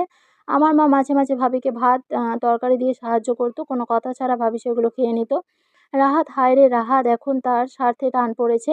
তার এখন সুখের স্বার্থ লাগবে, তাই ইসমাকে দরকার। অথচ ইসমার সুখে থাকা সে চিন্তাও করেনি। আকাশ গুরুম গুরুম ডাকছে, বৃষ্টি আসবে আসবে ভাব। তুলি টুসি দুজনে ইসমার রুমে এসে ঘাপটি মেরে বসলো। তাহিয়া খাতুন ঘুমিয়ে আছে, মানজিয়া খানম, মালিহা খানম তারাও ঘুমিয়ে আছে। এই সুযোগে দুই বোন এসেছে ভাবির সাথে বৃষ্টিতে ভিজতে। গগন জুড়ে কালো মেঘেদের বিস্তর মেলা। কিছু কিছু মেঘ খণ্ড হয়ে পড়ে আছে ছড়াছড়ি হয়ে। টুপটুপ করে একটা সময় বৃষ্টি পড়তে লাগলো। একটু আগে ছিল পরিবেশটা ঠান্ডা হওয়ার পথে, আর এখন সোজা শীতল আর শীতল। ভাবি চলেন বৃষ্টিতে ভিজি। দুই বোনের চোখে মুখে ঝাপা উত্তেজনা। বৃষ্টিতে ভিজলে জ্বর কাশি বাঁধিয়ে ফেলে, তাই তাদেরকে কেউ ভিজতে দেয় না। আজ সবার ঘুমের সুযোগ নিয়ে বৃষ্টি বিলাসের লোভ জেগেছে। ননদ ভাবি মিলে চুপিসারে ছাদে চলে গেল। ছাদের ট্যাঙ্কির পিছনে গিয়ে তিনজন ভিজতে লাগলো। এখন সময় 3:30টার দিকে। ট্যাঙ্কির পিছনে একটা খালি জায়গা আছে, দেয়ালের ওই পারে একটা বড় গাছ, তাই আশেপাশের বিল্ডিং থেকে একবার একতলা বাড়ির ছাদের এই নিরিবিলি অংশটা চোখে পড়ে না। বৃষ্টি ধীরে ধীরে বেড়ে চলেছে, হালকা বাতাসের সাথে বৃষ্টি বর্ষিত হতে লাগলো ধরণীতে। 2 দিন আগে ক্যাপ্টেন রিয়াদের স্ত্রী লামিয়া বেড়াতে এসেছে খন্দকার বাড়িতে। লামিয়াও ঘুমেছিল, ঘুম ভাঙে রিয়াদের কল পেয়ে। রিয়াদের সাথে কথা বলতে বলতে লামিয়া ছাদের দরজায় পা ফেলে। তুলি টুসি দুজন লামিয়াকে দেখে অসহায় চোখে তাকিয়ে আছে। চোখে চোখে বলছে, কাউকে বলো না আমার যে বৃষ্টিতে ভিজেছি। লামিয়া মাথা নাড়িয়ে বুঝলো বলবো না। ইসমা লামিয়াকে বলল, ভাবি আপনিও আসুন, সবাই ভিজি। আমি তো গোসল করে ফেলেছি, আমরাও গোসল করেছি, কিছু হবে না, আসুন। লামিয়া ভিজতে নিয়েও কি মনে করে আবার রিয়াদের কাছে ভিডিও কল দিল। লামিয়া তড়িঘড়ি করে বলল, আসমান ভাইয়া কোথায়? কেন? আরে দরকার আছে স্যার, মাত্রই কোর্টে যে এসেছে, ভাইয়াকে ফোনটা দাও। ফোন কেন, কি হয়েছে? আরে দাও না, ইসমা ভাবি বৃষ্টিতে ভিজছে, তাই ভাইয়াকে দেখাবো। তোমরা মেয়েরা পারো। বলতে বলতে রিয়া নিজের ফোন উষ্মা খন্দকারের হাতে ধরিয়ে দিল। লামিয়া ব্যাক ক্যামেরা তাক করেছে ইসমার দিকে। লামিয়ার ইশারায় তুষি আর টুসি সরে গিয়েছে। মেজরের চোখে ধরা দিয়েছে তার খাতুনের অন্য এক রূপ। থই থই বৃষ্টির ফোঁটা নিয়ে হাত নাড়িয়ে নাড়িয়ে ননদের সাথে কথা বলছে, মুখে প্রাণ বন্ধ হাসি লেগে আছে। ইসমা তো জানে না লামিয়া কি কি করে চলেছে। ইসমা হাসছে, কথা বলছে, বৃষ্টির পানিতে মুখ উঁচু করে ধরছে। মেজরের হৃৎপিণ্ড ঠক ঠক করছে, ইচ্ছা করছে এই বৃষ্টির ধারায় নিজেও অর্ধাঙ্গিনীর সাথে ভিজে ভিজে দারুণ সময় উপভোগ করতে। লামিয়া ডাক দিয়ে ইসমার হাতে মোবাইল দিয়েছে। ইসমা চরম বিস্মিত, অবাক নয়নে ফোনের স্ক্রিনে তাকিয়ে আছে। দৃষ্টি বিনিময় হলো দুজনের, একজনের চোখে আরেকজনের রেশ, আর একজনের চোখ মুগ্ধতার রেশ। ভাবি এতক্ষণ আমাকে দেখিয়েছে? আমি ভেবেছি হয়তো দুষ্টামি করে ভিডিও করছে, পরে ডিলিট করে দিব। ইসমা ভিজা 2 আঙ্গুলের সাহায্যে মোবাইল ধরে ছাদের দরজায় দাঁড়িয়ে আছে। বড় বড় বৃষ্টির ফোঁটা ইসমার মুখে জুড়ে দখল করে আছে। সামনের কিছু চুল ভিজা মুখে একে একে ছড়িয়ে আছে। মেজরের দৃষ্টি স্থির, অনড়, স্থগিত। ইসমার চোখের বড় বড় পাপড়ি আর ভুরুগুলো ভিজে চুপচাপ। নাকের ডগা থেকে টুপ করে এক ফোঁটা পানি মোবাইলের স্ক্রিনে পড়লো। গালের কাটা দাগে ফোঁটা ফোঁটা বৃষ্টিকণা লেপ্টে আছে। একটুখানি হাসি দিয়ে ইসমা বলল, কি হয়েছে, এভাবে ঝিম মেরে আছেন কেন? আমার ঝিম মারা কি অস্বাভাবিক? তা নয়তো কি? বৃষ্টি কন্যা হয়ে আমার সামনে আসতে তোমার বিবেক একটুও বাঁধেনি? তোমাকে বোকা বলি? তুমি তো বোকা না, তুমি হলে এক ধান্দাবাজ মেয়ে। ধান্দায় থাকো, আমাকে কিভাবে ঘায়েল করবে? আমার মাথা এলোমেলো বানিয়ে শান্ত হয়েছে এবার। ইন্না লিল্লাহি, আমি ধান্দাবাজ? আমি ধান্দায় থাকি? আমার তো তাই মনে হয়। তুমি ঘুমিয়ে থাকো কিন্তু ঠিক আমার চোখ খোলা থাকে। ঘুমিয়ে ঘুমিয়ে আবার অন্যকে জ্বালিয়ে মারার পয়তারে করো। আমি তো শুধু দেখিয়েই যাই, দেখতে দেখতে শান্তি মেলে। এখন কাছে থাকলেও শান্তি পেতাম, কিন্তু কাছে তো নেই। আসার সময় বলেছিলাম এভাবে হাসবে না। কাছে থাকলে তো যত খুশি হাসবে, কিন্তু তুমি তো তুমি। তোমাকে আর কি বলবো, কিছুই বলার নেই। ইসমা ভাবুক হয়ে তাকিয়ে আছে, পরবর্তী উত্তরে কি বলবে বুঝতে পারছে না। শব্দ ভাণ্ডারে হাতড়িয়ে একটি শব্দও খুঁজে পেল না। আবার সেই বোকা বোকা দৃষ্টি মেলে ধরল, যা কাঁপন ধরিয়ে দেওয়ার জন্য যথেষ্ট। মেজরের গোপন কক্ষে ঠোঁট নাড়িয়ে কিছু বলতে গিয়েও বলতে পারল না। ভিজামুখ মণ্ডল উদ্ভ্রান্তের মতো শব্দ অন্বেষণাকারিণী এক বৃষ্টিকন্যার প্রতি মেজর উসামা খন্দকার আরেক দফা প্রেমে পড়ল। আরেকবার অন্যরকম সৌন্দর্যে প্রকাশিত হলো হৃদয়ের মানুষ পটে। এই প্রেম যখন তখন উদিত হয় মেজরের মনের ক্যানভাসে। বোকা ইসমা এত কিছু জানে না, সে শুধু জানে তার স্বামী হলো একজন আদর্শবান এবং দায়িত্বশীল। এভাবে দুজনের চুপ থাকার মাঝে বৃষ্টি থেমে গিয়েছে। তুলি টুসু লামিয়ে ছাদ থেকে পরিত্যাগ করে চলে গেছে। গলা পরিষ্কার করে উসামা বলল, কাপড় চেঞ্জ করে ফেলো, সর্দি লাগতে পারে। খট করে ফোন কেটে গেল। ইসমা পরিষ্কার আকাশের দিকে তাকিয়ে বিড়বিড় করে বলল, জীবনের সঠিক মানুষ আসলে সব কিছুই রঙিন রঙিন লাগে। আল্লাহ, আমার সামনের দিনগুলো যেন এভাবেই যায়। ওইদিকে মেজরের ঠোঁটে ঝুলে আছে কোমল হাসি। মেজরের মুখে এমন হাসি আগে দেখা যেত না। মুখে হাসি রেখে উসামা খন্দকার বউকে উদ্দেশ্য করে বলল, আমার বোকা খাতুন, আসলেই তুমি বোকা। তুমি কোনো ধান্দায় থাকো না, ধান্দায় তো থাকি আমি। কখন তুমি কথা বলবে, কখন একটা প্রশ্ন করবে, কখন তোমার সাথে নীরবে কথা বলার সুযোগ পাবো, আমি তো সেই ধান্দায় থাকি। এমনি মনটা শুধু তুমি তুমি করে বেরোয়, আর তুমি বৃষ্টি মেখে আমার সামনে আসো, তাও আবার কত কত দূরে থেকে। মোবাইলে তো শুধু দেখতেই পারি, এই দেখায় অপূর্ণতা থেকে যায়। কবে দেখা মিলবে, কবে? সেই টিনের ঘর, সেই শক্ত বিছানা, সেই ক্ষুদ্র কয়েক আসবাবপত্র, সবই জড়বস্তুর ন্যায় পড়ে আছে। নেই শুধু এখানে নীরবে বসবাস করা মেয়েটা।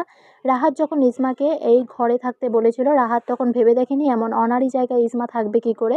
তবুও ইসমা কেমন করে এই ঘরে থেকেছে শুধু ইসমাই জানে। মা বোন আর সুমির প্ররোচনায় রাহাত কঠোর থেকে কঠোর হয়ে ইসমাকে টিন শেড বিল্ডিং থেকে বের করে এই টিনের ঘরে থাকতে বলেছিল। আবারও রাহাতের সেই বিষাক্ত যন্ত্রণা কলিজায় গ্রাস করেছে। রাহাত হাত দিয়ে থাবা মারল নিজের বুকে, বুক চাপড়ে ধরে রাখলো।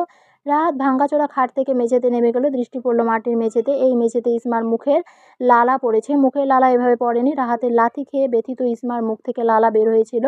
সেই ব্যথা গিলার লালা পড়েছে এই মেঝেতে। জায়গাটায় ভিজে গিয়েছিল ইসমার মুখের ভিজা আঠালো লালায়। রাহাত ছটপটিয়ে উঠল। ক্রমে ক্রমে ছটপটানি বাড়ছে। সেদিন ইসমার ব্যথা, রাহাতের মনে কষ্ট অনুভব হয়নি, কিন্তু এখন রাহাতের ব্যবহার, মারধর সবকিছু মনে পড়ে আর কষ্ট বাড়ে। কি থেকে কি হয়ে গেল তার জীবন। রাহাতের ছেলে রায়হান মুখে আব্বা আম্মা বুলির সাথে গালির বুলিও আওড়ায়। গ্রামের বাচ্চারা ছোট থেকেই গালি দেয়, বড়রা না শুধরিয়ে দিলে ছোট থেকে গালি গালার চেয়ে পাকাপোক্ত হয়ে যায়। রায়হান মাটি নিয়ে খেলছে আর বকা দিচ্ছে। পিচ্ছিটা জানে না এটা পচা কথা, অন্যের কাছ থেকে শুনেছে, নিজেও কুটকুট করে বলছে। সুমি পাশেই বসে বসে কামরাঙ্গা কামড়িয়ে খেয়ে যাচ্ছে। ছেলে যে খারাপ কথা শিখে গেছে এদিকে তার কোনো খবর নেই। রাহাত হতবাক নয়নে তাকিয়ে আছে ছেলের দিকে। একটুখানি বয়সে বকা শিখে গেছে। রাহাতের আবারও মনে হয়ে গেল ইসমার কথা। ইসমা একদিন বলেছিল তাদের ঘরে বাচ্চা হলে ছোট্ট বয়স থেকেই সুন্দর ব্যবহৃত আচার আচরণ শেখাবে। পচা কথা মুখ দিয়ে বের হলে সাথে সাথে ঠিক করে দেবে। কথায় ইসমা, কথায় সুমি, একজনের সাথে আরেকজনের কোথাও মিল নেই। খালি খাইয়া গেলি পোলায় যে মুখ দিয়া বাক্যবাজ করতাছে তার কান যায় না। বজ্রকণ্ঠে হুঙ্কার ছাড়ল রাহাত। সুমি কটমট করে বলল, খালি আমার পোলায় গালি দেয় না, সবার পোলাপান বাক্যরাজ করে। ছোট বাচ্চা এমন কথা কইয়া থাকে, বড় হইলে ঠিক হইবে। রাত বেলগাছের নিচে পড়ে থাকে বলে দিল এক লাথি। জরিনা ঘর থেকে বের হয়ে ভাঙ্গা বলের দিকে অনিমেষ তাকিয়ে রইল। রাহাত মোড়া তুলে আঁচড় মেরে ফেলে দিল। মাথায় ভয়ানক রাগ চেপে আছে। সুমি মুখ বাঁকিয়ে চলে গেছে। রাহাতকে সে না সম্মান করে না ভয় পায়। রায়হান ফ্যাল করে তাকিয়ে আছে শুধু। জরিনার চোখ ভরে এলো নোনতা জলে। ইসমা যাওয়ার সাথে সাথে তাদের শান্তি, রহমত, বরকত সব বিদায় নিয়েছে। রাহাত বাড়ি থেকে বের হয়ে গেছে। হাত নিষ্পিস করছে সুমিকে উড়ুম ধুরুম মারতে।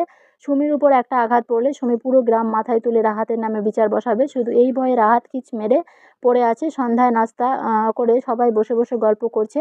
মালিয়া খানম ভিডিও কলে ছেলের সাথে কথা বলছে। তাহিয়া খাতুন গ্রামে গিয়েছে, তার সাথে তামান্নার বড় ছেলে একরাম গিয়েছে। উসমার বাবা মোশাররফ খন্দকার তাদেরকে নিয়ে গেছে।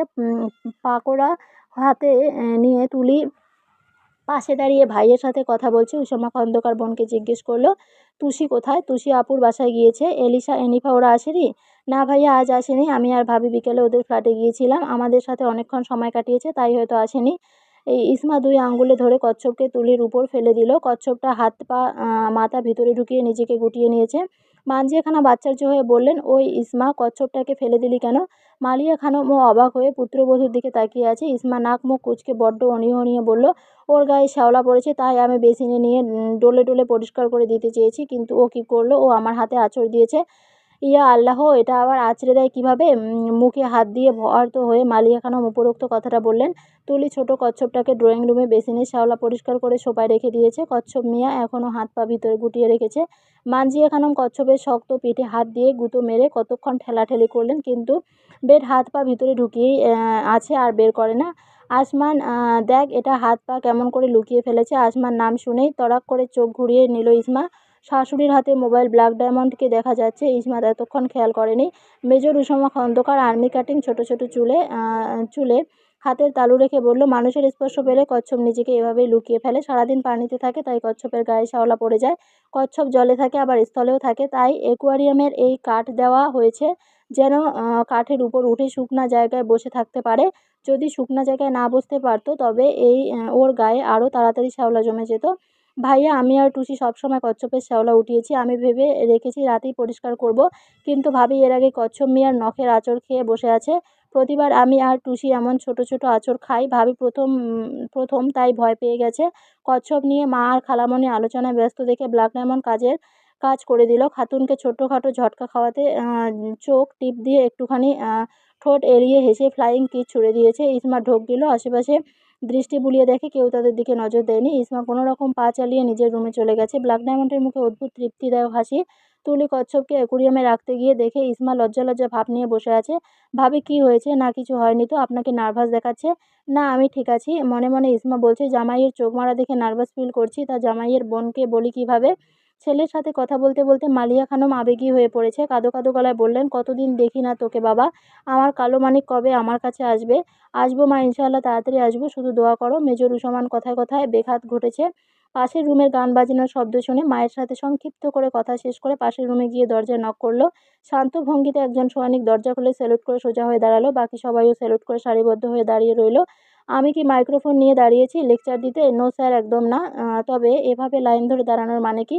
ক্যাপ্টেন রিয়াদ বলল। স্যার, তবে কি এঁকে বেঁকে দাঁড়াবো? অবশ্যই।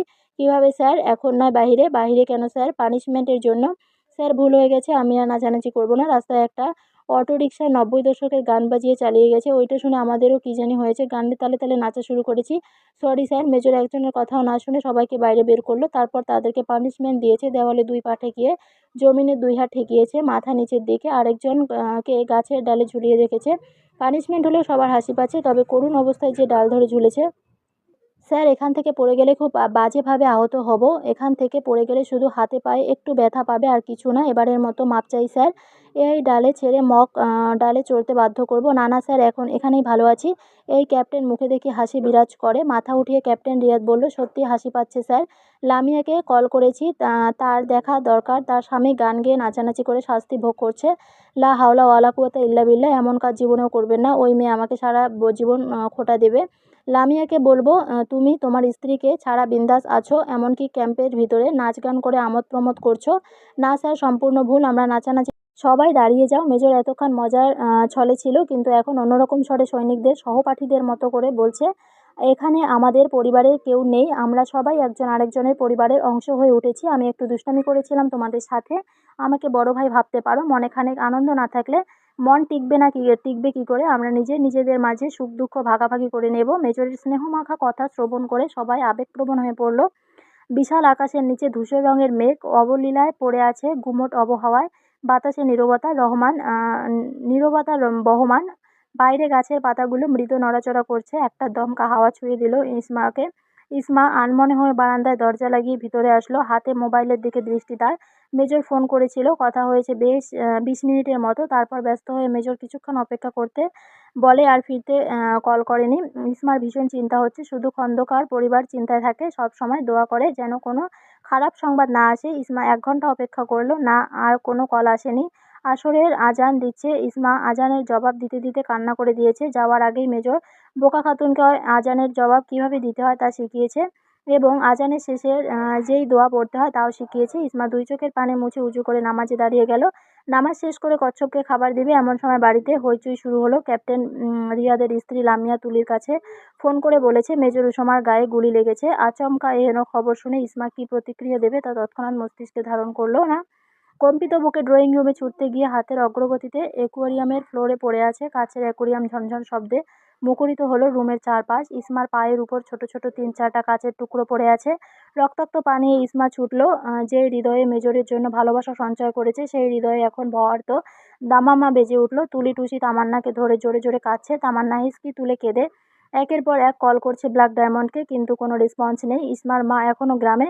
তামান্নার স্বামী আরিফ সেনানিবাসে যোগাযোগ করার চেষ্টা করেও ব্যর্থ। মালিহা খানম বড় বড় শ্বাস ফেলে হাঁসফাঁস করছে এবং বিরতিহীন বলে যাচ্ছে, আমার কালো মানিক, আমার মানিক, মায়ের কাছে ফিরে আয়। মানজিয়া খানম কেঁদে কেঁদে ছোট বোন মাজেদাকে বলছে, মাজেদা রে, আমাদের আসমানের নাকি গুলি লেগেছে। ওই পাশ থেকে মাজেদা হাউমাউ করে কেঁদে আশেপাশে সবাইকে জানিয়ে দিয়েছে। এই খবর রাহাতের কানেও গেছে। রাহাত যেন একটা সুবর্ণ সুযোগ পেয়ে গেছে। মনে মনে ছক কষেছে, মেজর শহীদ হলে রাহাত ইসমার হাতে পায়ে ধরে আবার ফিরিয়ে আনবে। বহুদিন পর রাহাতের মনের আকাশে চাঁদনি আলো উকি দিয়েছে। মোশাররফ খন্দকার, মোবারক খন্দকার, তারা 2 ভাই বাড়ি নেই। খন্দকার বাড়িতে যখন মহিলাদের শোকের মাতান বইছে, তখন লামিয়া আরেকবার ফোন করে জানলেন মেজর ঠিক আছে, কিন্তু এইটুকু বার্তায় কারো স্বস্তি মিলল না। অঘটন ঘটে গেছে স্যার। কি হয়েছে? লামিয়া আপনার বাড়িতে উল্টাপাল্টা খবর পৌঁছে দিয়েছে। ক্যাপ্টেনের বাচ্চা, কি করলি এটা? আমার বাড়িতে হয়তো কান্নাকাটির রোল পড়ে গেছে। আমার দোষ নেই স্যার, লামিয়ার বাচ্চা এমন করেছে। লামিয়ার বাচ্চা আসবে কোথা থেকে? তবে ক্যাপ্টেনের বাচ্চা আসবে কোথায় থেকে স্যার? আমি তোমাকে শ্যুট করব মাথামোটা ক্যাপ্টেন। শ্যুট করে দিলে আমার ঘরে আরেক মাথামোটা বাচ্চা আসবে কোথায় স্যার? এমনি তো ক্যাপ্টেনের বাচ্চা লামিয়ার বাচ্চা মিলে 2 জন হয়ে গেছে। ওদেরকে আনতে হবে না দুনিয়ায়? দূর হয়ে যা আমার সামনে থেকে বিয়াদবের বাচ্চা। ভাই, এখন 3টা বাচ্চা হয়েছে। ক্যাপ্টেনের বাচ্চা, লামিয়ার বাচ্চা, বিয়াদবের বাচ্চা। ওই তুই যাবি নাকি মগডালি ঝুলিয়ে রাখবো? ক্যাপ্টেন রিয়াদ ভ্যাবলা মার্কা হাসি দিয়ে চলে গেছে। মেজর উদ্ভ্রান্তের মতো মোবাইল খুঁজে বেড়াতে যোগাযোগ করলো। তুলি, টুসি, তামান্নার চোখ মুখ লাল হয়ে গেছে। মালিয়া মানজিয়া দুই বোন আহাজারি শুরু করেছে। কালো মানিকের হাস্যোজ্জ্বল মুখ দেখে মালিয়া খানমের জান ফিরে এসেছে। ইসমা অবলায়ের মতো দরজায় দাঁড়িয়ে আছে। মানজিয়া খানম ইসমার পায়ের দিকে তাকিয়ে জোরে ডেকে উঠলেন, এই ইসমা, তোর পায়ে কি হয়েছে? তুলি আর টুসি দুজন ভাঙ্গা অ্যাকুরিয়ামের কাজ পরিষ্কার করেছে, আর তামান্না ইসমার পায়ে ব্লিডিং বন্ধ করে সাদা গজ দিয়ে পেঁচিয়ে দিয়েছে। কচ্ছপটা কোথায় যেন গুম মেরে আছে। মালিয়া খানম কথা বলতে বলতে ইসমার কাছে দাঁড়ালো। সবাই এখন ইসমার কাছে। তামান্না ইসমার পায়ে ব্যান্ডেজ করে মেজরকে শুনিয়ে বলল, ব্ল্যাক ডায়মন্ড, আজ যা ভয় পেয়েছি বলার মতো না। টুসি ফোন করে এই খবর দেওয়া মাত্র ছুটে এসেছি এই বাড়িতে। তোর দুলাভাই পিছন থেকে কতবার ডেকে জিজ্ঞেস করেছে কি হয়েছে কি হয়েছে, আমি কিছুই বলতে পারিনি। আমি ঠিক আছি আপু, তোমরা? আর ইসমা কানে ফোন চেপে খাটের চাদর আঁকড়ে ধরে এক নাগাড়ে ফুঁপিয়ে যাচ্ছে। শুধু কাঁদবে না কথা বলবে? করুণ সুরে জানতে চাইল ইসমার মেজর স্বামী। কান্নার তোপে ইসমা কথাই বলতে পারছে না। এই পাশেও নীরব, ওই পাশেও নীরব। কিছু মুহূর্ত পার হয়ে যাওয়ার পর ইসমা ছোট গলায় বলল, অনেক ভয় পেয়েছিলাম আমরা। কি জানি হয়েছিল তখন, বুকে আর্তনাদ, ভয়, বিরহ সংমিশ্রণে একটা ভয়ানক অবস্থায় পড়েছিলাম। হঠাৎ আপনার সেই কথা মনে পড়ে গেছে। আমার নিথর গুলিবদ্ধ শরীর, অসম্পূর্ণ কথা বলা, আবারও ঝরঝর করে কাঁদছে। Don't cry my strong lady, don't panic. Police ফোর্সের সাথে ক্রিমিনালদের দাঙ্গা বেঁধে যায়, সেই কারণে আমাদের যেতে হয়েছে। টিয়ার সেল ছুড়ে দিয়েছে কে জানি, সম্ভবত সন্ত্রাসীদের কেউ হবে। ব্যাস এতটুকুই, আর কিছু না। এই দেখো আমি একদম সুস্থ আছি আলহামদুলিল্লাহ, আমি তো দেখছি না। তবে ভিডিও কল দেই না, থাক দরকার নেই। লামিয়াকে আজে বাজে খবর দিয়েছে, আর তাতে আমার বাড়ির মা বোন গৃহিণীদের নাজেহাল অবস্থা। লামিয়া ক্যাপ্টেনের কাছ থেকে শর্ট কথা শুনেই মন গড়া রচনা বানিয়েছে। আপনি কবে আসবেন? এতদিন তো একবার জানতে চাইলেন না আমি কবে আসবো। আমি জানি আপনার সুযোগ মোতাবেক আসবেন, বলুন না কবে আসবেন। খুব শীঘ্রই আসবো ইনশাআল্লাহ। একদম নিকটে থেকে তোমার হাসি দেখব, তোমার ঘুমন্ত চেহারা দেখব। জানালা খুলে দেব জ্যোৎস্না রাতের অর্ধচাঁদের আলো, তোমার অবয়বে তোমার চুল পড়বে। ধরণীর বুকে রাতের অন্ধকার রাজত্ব করছে। ঘুটঘুটে অন্ধকারের চাদর বিছিয়ে দিয়েছে ধরাতে মৃদু বাতাস আর শান্ত পরিবেশ। ইসমা বেজার মুখে জানলার গ্রিলে ধরে দাঁড়িয়ে আছে। আজ তামান্নার কাছে লামিয়া কল করে প্রেগন্যান্সির খবর জানিয়েছে। রিয়াদের স্ত্রী প্রেগনেন্ট। সেদিন মেজরের গায়ে গুলি লেগেছে ভুয়া খবর জানানোর অপরাধে। তামান্না ধমকি করতে গিয়েও করেনি। লামিয়া ভয়ে এতদিন খন্দকার বাড়িতে যোগাযোগ করেনি। প্রেগন্যান্সির খবর শুনে তামান্না আর বেশি কিছু বলেনি লামিয়াকে। লামিয়া একটু চটপটে আর দ্রুত খবর পৌঁছানো কাজে পারদর্শী মেয়ে। রিয়াদ থেকে কি না কি শুনে সাথে সাথে খন্দকার বাড়িতে ভুল খবর শুনিয়ে সবাইকে কান্নাকাটির প্রতিযোগিতায় নামিয়ে দিয়েছিল ভুলবশত। ইসমা দেখেছে তার শাশুড়ি কিভাবে লামিয়াকে সচেতন থাকতে বলেছে, সেই সাথে একটু আনন্দও ছিল মাজেদা খানমের মুখে। ইসমার বুকটা ভার হয়ে এসেছে। এমন একটা আনন্দ উৎসাহিত খুশির সংবাদ যদি সেও দিতে পারত। ইসমা যদি সত্যিই বন্ধ্যা হয় তবে খন্দকার পরিবারের বংশ এখানেই শেষ। মেজরের আর কোনো ভাই নেই। মেজর সবসময় ইসমার সাথে থাকবে তো? তা এই হাবিজাবি চিন্তায় ইসমার মাথা পাগল করে দিচ্ছে। একা একা আর ভালো লাগছে না। তাই নিজের ঘর থেকে বের হয়ে দেখে তুলির নামে কোথা থেকে যেন গিফট এসেছে। অনেকগুলো তাজা গোলাপ, কিছু বেলি ফুলের গাজরা, অনেকগুলো চকলেট, 4-5 উপন্যাসের বই। কৌতূহলবশত ইসমা এগিয়ে গিয়ে জিজ্ঞেস করলো, তুলি এগুলো কে পাঠিয়েছে? ভাবি আমার ভয় করছে। এক সিনিয়র ভাইয়া কয়দিন থেকে বিরক্ত করছে। 2 দিন আগে লাভ লেটার দিয়েছে, আমি সরাসরি না করে দিয়েছি, কিন্তু আজ বাড়িতে এসব পাঠিয়েছে। বাবা ভাইয়া জানতে পারলে আমাকে কি ভাববে সেই চিন্তায় হচ্ছে। তুলিকে অভয় দিয়ে ইসমা বলল, তোমার ভয় পাওয়ার কি আছে? তুমি ভয় পাবে না। তাদেরকে সোজাসুজি সব বলে দেবে, তাহলে বাবা অথবা তোমার ভাইয়া ভালো করে পদক্ষেপ নিতে পারবে। মেশারফ খন্দকার কেবলই বাইরে থেকে ভিতরে এসেছে। ইসমার হাতে বই দেখে তার চোখ চকচক হয়ে উঠেছে। ইসমার হাত থেকে বইগুলো নিয়ে সন্তুষ্ট গলায় বলল, আমি বইগুলো নিয়ে যাই, পরে তারপর দিয়ে দেবো। ইসমার চাচা শ্বশুরকে সব খুলে বলেছে, কিন্তু বই প্রেমিক নাছোড়বান্দা বইগুলো নিজের আয়ত্তে নিয়ে বলল, আমি শেষ করলে তারপর ওই ছেলেকে ফিরিয়ে দিলেই হবে। নাক মুখ কুঁচকে তুলি বলল, কাকু আজকেই সব ফেরত দিতে হবে, আর সবগুলো তুমি গিয়ে ফেরত দিয়ে আসবে। বেলি ফুলের গাজরা আর গোলাপও ফেরত দেবে। তুমি বই শেষ করতে করতে দেরি হবে, ফুলগুলো তো নষ্ট হয়ে যাবে। আমি আবার সব ফুল কিনে দেবো, তখন বইয়ের সাথে ফুলগুলো দিলেই হবে। কাকু ভালো হচ্ছে না কিন্তু, তোমার এত পড়ার দরকার হলে কিনে তারপর তো পড়লেই হয়। শোনো মা, আপনার একটা দজ্জাল খালামণি আছে, সে টইলেও আমার উপর কোনো বই কিনলেই ঘসেটি বেগম সাজে। কাকু বইগুলো দিয়ে দাও, যে পাঠিয়েছে তার কাছে গিয়ে দিয়ে আসো, নইলে খালামণিকে বলে দেব আমি তোমার চাচা হই না, তোমরা যা আমার ভাইয়ের মেয়েও হও। এই কথাগুলো ভুলে যেও না। চাচা আর বাবা এক কাতারে। খালামণি যেমন মায়ের বোন হয়, চাচা কিন্তু বাবার ভাই হয়। হুঁ, তোমার সাথে আমি কথায় পারবো না কাকু, আমি তোমার খালামণির সাথে কথায় পারি না। ইসমার ভীষণ হাসি পাচ্ছে, হাসি চেপে রেখে বলল, কাকু আপনি বই নিয়ে যান, পড়া শেষ হলে যেই যেই ফুল পাঠিয়েছে সবগুলো হিসেব মতো কিনে দিয়েন। তারপর আপনি আর বাবা এই বিষয়ে কী করবেন ভেবে দেখবেন। এটা কি এভাবে ছেড়ে দেওয়া ঠিক হবে না। ইসমার কথা মোবারক খন্দকারের পছন্দ হয়েছে, খুশি মনে বই নিয়ে চলে গেছে। আচ্ছা তুলি এই সময় তাজা গোলাপ কোথায় পেলো? ওই পাগলই জানে। টুসি বলল, ফুলগুলো তো নষ্টই হয়ে যাবে, তার চেয়ে ভালো কাজে লাগানো হোক। কিভাবে কাজে লাগাবে? চলুন ভাবি আপনাকে সাজিয়ে দেই। মায়ের একটা দারুণ শাড়ি আছে, ওইটা পরাবো আপনাকে। যা পাগল, শুধু শুধু শাড়ি পরবো কী করতে? সাজুগুজু করে ভাইয়ার সামনে ভিডিও কলে যাবেন, তাহলেই তো হলো। যা দুষ্টু। তুলি আর টুসি ইসমার কথা শুনল না। এশারের নামাজ পড়ার পর দুই বোন মিলে ভাবিকে সাজিয়ে কমপ্লিট করে ফেলেছে।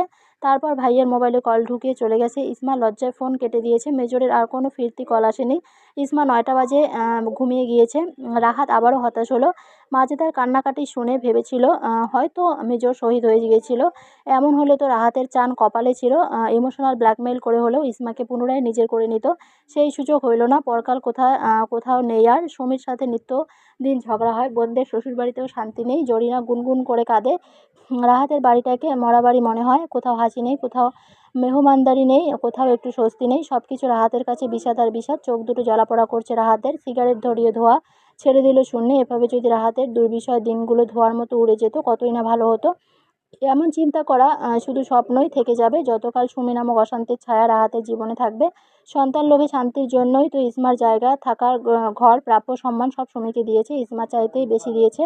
তবে আজ কেন সব কিছু অন্যভাবে পাল্টে গেল? আজ কেন সুমিকে রাহাতের কাছে অশান্তি আর জঞ্জাল মনে হয়? হায় রে রাহাত, চাঁদ মেঘের আড়ালে আড়ালে লুকিয়ে চবিয়ে উকিয়ে দিচ্ছে। ঘন অন্ধকারে বিস্তীর্ণ হয়ে ছড়িয়ে আছে। কোলাহল থমে গিয়ে নির্জনতা বিরাজ করছে শহরের অলিতে গলিতে। কোথাও কেউ ল্যাম্পপোস্টের আলোতে হাঁটছে মনের সুখে বা দুঃখে অথবা আনমনা হয়ে। রাত এখন 1টার ঘরে। ইসমা গভীর ঘুমে তলিয়ে আছে। দরজা দিয়ে একটা দীর্ঘকায় লম্বাটে ছায়া দাঁড়ালো। ধীরে ধীরে প্রবেশ করলো পায়ের বুটোর শব্দহীন কদম ফেলে। রুমে এনার্জি লম্বে বাল্ব বিদ্যমান। বিছানায় শাহিদ নারীটি ড্রিম লাইট না লাগিয়ে শুয়ে আছে। ফলে তার সজ্জিত রূপ ধরা দিয়েছে পুরুষটির চোখে। মেজরের চোখে একরাশ আর্দ্রতার মিশানো মুগ্ধতার সমাহার। তার নারী আজ ঐশ্বরিক সৌন্দর্য নিয়ে মেজরের চোখের পাতায় ভূষিত হয়েছে। মেজর পায়ের বোট খুলে নীরবে নিচে বসে পড়ল। দুই হাত খাটের উপর রেখে দেখতে লাগলো খুঁটিয়ে খুঁটিয়ে। গাঢ় বেগুনি রঙের শাড়ি পরেছে। এই শাড়ি উষামার চেনে। এটি তার মায়ের শাড়ি। ফর্সা গাত্রে এই ডার্ক কালার মারাত্মক মানিয়েছে। কানের পিছনে 3টে লাল গোলাপ গুঁজে দেওয়া। এক হাতে বেলি ফুলের গাজরা আর এক হাতে বাহারি রঙের চুড়ি, চুলে বেনি করা। মেজর আরও দেখতে পেল চুল আজ স্টাইল করা বাঁধা হয়েছে। গলার স্বর্ণের চেইন, কানে মাঝারি সাইজের স্বর্ণের দুল, চোখের বড় বড় পাপড়ির কিছু দেওয়া, যার ফলে পাপড়ি জোড়া আগের চেয়েও আরও ঘন আর কালো দেখাচ্ছে। হাঁটু পর্যন্ত কাঁথাও টেনে দেয়নি। মেজর কাঁথা সরিয়ে সৌন্দর্যময়ীর পাগুলি গভীর মনোযোগ দিল। পায়ে ক্ষতচিহ্ন ফুটে উঠেছে। মেজর ডান হাতের আঙুলে সেই ক্ষত জায়গায় হাত বুলিয়ে দিল কতক্ষণ। ইসমা তখনও ঘুমে আচ্ছন্ন। মেজর উষামা পায়ের কাছ থেকে সরে গিয়ে বসল ঠিক মুখ বরাবর। টুপ করে ঘুমন্ত স্ত্রীর নাকে একটা চুমু খেলো। অতঃপর বৃদ্ধাঙ্গুল দিয়ে গালের কাটা জায়গায় স্লাইড করতে লাগলো। ইসামার ঘুম ধীরে ধীরে ভাঙছে। নাসারন্ধ্র প্রহার করলো পুরুষালী বুনো সুবাসের প্রভাব। পিট পিট করে চোখ খুলে হাসি দিল ইসমা। মেজর তো বহু আগেই এই হাসিতে বেহুশ। ঘুম ঘুম চোখে তাকিয়ে ইসমা বলল, স্বপ্ন বাস্তবের সাথে এত মিলে কি করে মেজর খন্দকার? আমি চাই এই স্বপ্ন শেষ না হোক। এটা স্বপ্ন নয় আমার স্নিগ্ধময়ী অপরূপা বোকা খাতুন। তুমি বোকাও নও, কিন্তু আমার কাছে তোমার বোকা রূপটাই ভালো লাগে বেশি। আমার কাছে তুমি সবসময় বোকা থেকে যাবে। ইসমার শ্রবণ শক্তি, বোধ শক্তি, দৃষ্টিশক্তি সব সজাগ হয়েছে। ইসমা দাঁত কামড়ে ধরছে লাল লিপস্টিক দেওয়া অধর জোড়া। অচানক এমনভাবে জনাবের উপস্থিতি কেমন অবিশ্বাস্যে ঠেকেছে। মেজর এক গ্লাস পানি সামনে ধরে আছে। ইসমা গ্লাস ধরছে না, কচ্ছপের মতো হাত গুটিয়ে নিয়েছে। সমস্যা নেই, তুমি পান করো। এই বলেই মেজর পানি ভর্তি গ্লাস মুখের সামনে নিয়ে ধরলো। ইসমা স্বামীর দিকে তাকিয়েই পানি পান করে নিল। মেজর গ্লাস রেখে ঝড়ের গতিতে বক্ষে আগলে নিল অপরূপা রমণীকে। ইসমা পেল দুই হাতের গলা জড়িয়ে ধরল উষমা খন্দকারের। এভাবে কতক্ষণ সময় কাটলো। মেজর এলো তাড়াতাড়ি চুমু দিল প্রিয় মুখটায়। ইসমা আবারও গলা জড়িয়ে ধরল। এই খাতুন, কম্পিত গলায় ইসমা বলল, তোমার হার্টবিট বেড়ে গেছে, আমি বুঝতে পারছি। ইসমা কেঁদেই দিয়েছে। এই বউ কাঁদলে তো চোখের পাপড়িগুলো উঠে যাবে। আচ্ছা এই পাপড়িতে এগুলো দিলে কি এগুলো কি কি বলে এটাকে? চোখের পাপড়িতে মাস্কারা আর পাপড়ির উপরে আইলাইনার। আজ তুলি আর টুসি জোর করে এভাবে সাজিয়েছে। আমার কাছে শাড়িটা অনেক ভালো লেগেছে, মা বলেছে এটা রেখে দিতে আমার কাছে, আমাকেই নাকি বেশ মানিয়েছে। আমার মা পারফেক্ট কথা বলেছে, আপনি ড্রেস পাল্টে আসুন, আমি খাবার নিয়ে আসি, তাড়াতাড়ি খাবেন, বসো, তোমার আনতে হবে না, আমি ফ্রেশ হয়ে আসি, তারপর নড়াচড়া করবে, পায়ে কি এখনও ব্যথা আছে? একটু একটু ব্যথা করে। গামছা হাতে নিয়ে উষমা ওয়াশরুমে চলে গেছে, ইউনিফর্ম পাল্টে হাফ হাতার গেঞ্জি আর ট্রাউজার পরে বের হয়েছে। মুখ মুছতে মুছতে বলতে লাগলো, তোমার জন্য কিছু এনেছি। কাঁধের ব্যাগ থেকে যত্নে তুলি রাখা কিছু অর্নামেন্টস বের করলো, তারপর আলতো করে কানের দুল আর গলার চেন খুলে পাশের ড্রয়ারে রেখে দিয়েছে। সানফ্লাওয়ার ডিজাইনের অর্নামেন্টস গলার আর কানে পরিয়ে দিয়েছে, ম্যাচিং করা এক হাতের আংটিও রয়েছে, আংটি পরিয়ে দুই হাতের কাচের চুড়ি আর গাজরা খুলে সানফ্লাওয়ার ডিজাইনের চুড়ি পরিয়ে দিয়েছে। ইসমা নীরবতাকে গ্রহণ করে শুধু দেখছে, মানুষটার আবেগ মাখা অনুভূতি। মেজর উঠে দাঁড়িয়ে গেল, সেল ফোন হাতে নিয়ে ৩-৪টে ছবি উঠিয়েছে। খাটের উপর ফোন রেখে খাতুনের হাতের এই পিঠে ওই পিঠে চুমু দিয়ে চোখ বন্ধ করে ফেলল। বন্ধ চোখে ঠোঁটে হাসি বজায় রেখেছে। ইসমা শীতল দৃষ্টি দিয়ে সেই সুন্দর হাসিখানা লুফে নিয়েছে। মানুষটা কালো হলেও চেহারার গড়ন মাশাআল্লাহ। আপনি কি আসবেন বললেন না কেন? আজ আসবো সেই ব্যাপারে নিশ্চয়তা ছিল না, তাই বলিনি। না বলে ভালোই করেছি। ৩টে গোলাপ কানের পিছনে গুজে, হাতে চুড়ি আর গাজরা পরা, স্টাইল করে মাথা বেঁধা, চমৎকার শাড়ি পরা ঘুমন্ত মায়াবী রাজকন্যাকে দেখার সৌভাগ্য হতো না? আমি মায়াবী রাজকন্যা? হ্যাঁ, তুমি আরও অনেক কিছু। আর কি কি? তুমি ধান্দাবাজ, মজা করবেন না, সত্যি বলুন তো। সত্যি সত্যি কথা বলবো। সত্যি কথা তো বলবেন? আচ্ছা সত্যি বলছি, সত্যি কথা বলছি, মিথ্যা বলি না। কথা ঘুরাচ্ছেন আপনি। আমি সত্যিই সত্যি বলছি, আমি সত্যিই মিথ্যা বলিনি। আল্লাহ, কি সত্যি সত্যি শুরু করেছেন? সত্যিই আমি সত্যি সত্যি শুরু করেছি? এখানে সত্যিই সত্যি আছে, একদম সত্যি সত্যি বলেছি, আসলেই সত্যি বলেছি, এবারে সত্যি বলেছি, অর্থাৎ আমি সব সত্যি বলেছি। আমার মাথা ঘুরছে, আর সত্যি বলবেন না? আচ্ছা সত্যি করে বলছি, আর সত্যি বলবো না, তবে এমন সত্যি বলবো যেন তোমার মাথা ঘোরায়।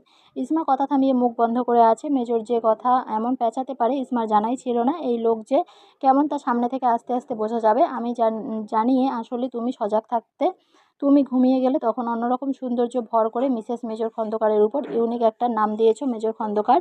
আমি নামাজ পড়তে পারিনি, নামাজ পড়ে নেই। ১:৩০টার উপর বাজে। মেজর তাকবির বেঁধে নামছে, দাঁড়িয়ে গেছে ইসমা পলকহীন দৃষ্টিতে নামাজে দণ্ডায়মান স্বামীকে দেখছে। নামাজ শেষ করে আরেক দফা চুমুর বর্ষণ নামিয়ে দিল খাতুনের মুখে। নামাজ শেষ করে কেউ এমন করে? নামাজ পড়লে মনে শান্তি থাকে। তুমি হলে আরেক শান্তি। আমার আল্লাহ আমাকে অঢেল প্রশান্তি দিয়েছেন। এই অর্নামেন্টসগুলো কিন্তু অনেক ভালো, দেখতেও সুন্দর, আবার পরতেও আরাম। ইসমা চুড়িগুলো নাড়িয়ে নাড়িয়ে কথাটা বলল। মেজর আরও কিছু অর্নামেন্টস প্যাকেট থেকে বের করতে করতে বলল, এগুলো ক্লে দিয়ে তৈরি, তাই সফট। একজন অফিসারের বোন এগুলো বানিয়েছিল, সেল করে।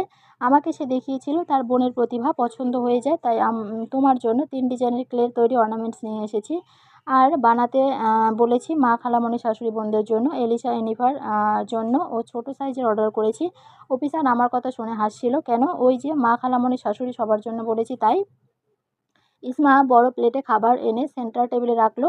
মেজর আরেকবার পূর্ণ দৃষ্টি মেলে ধারালো ধরলো খাতুনের দিকে। শাড়ির আঁচলের শেষ অংশ ফ্লোরে লুটোপুটি খাচ্ছে। কুচিগুলো কি সুন্দর মাধুর্য বজায় রেখে পড়ে আছে।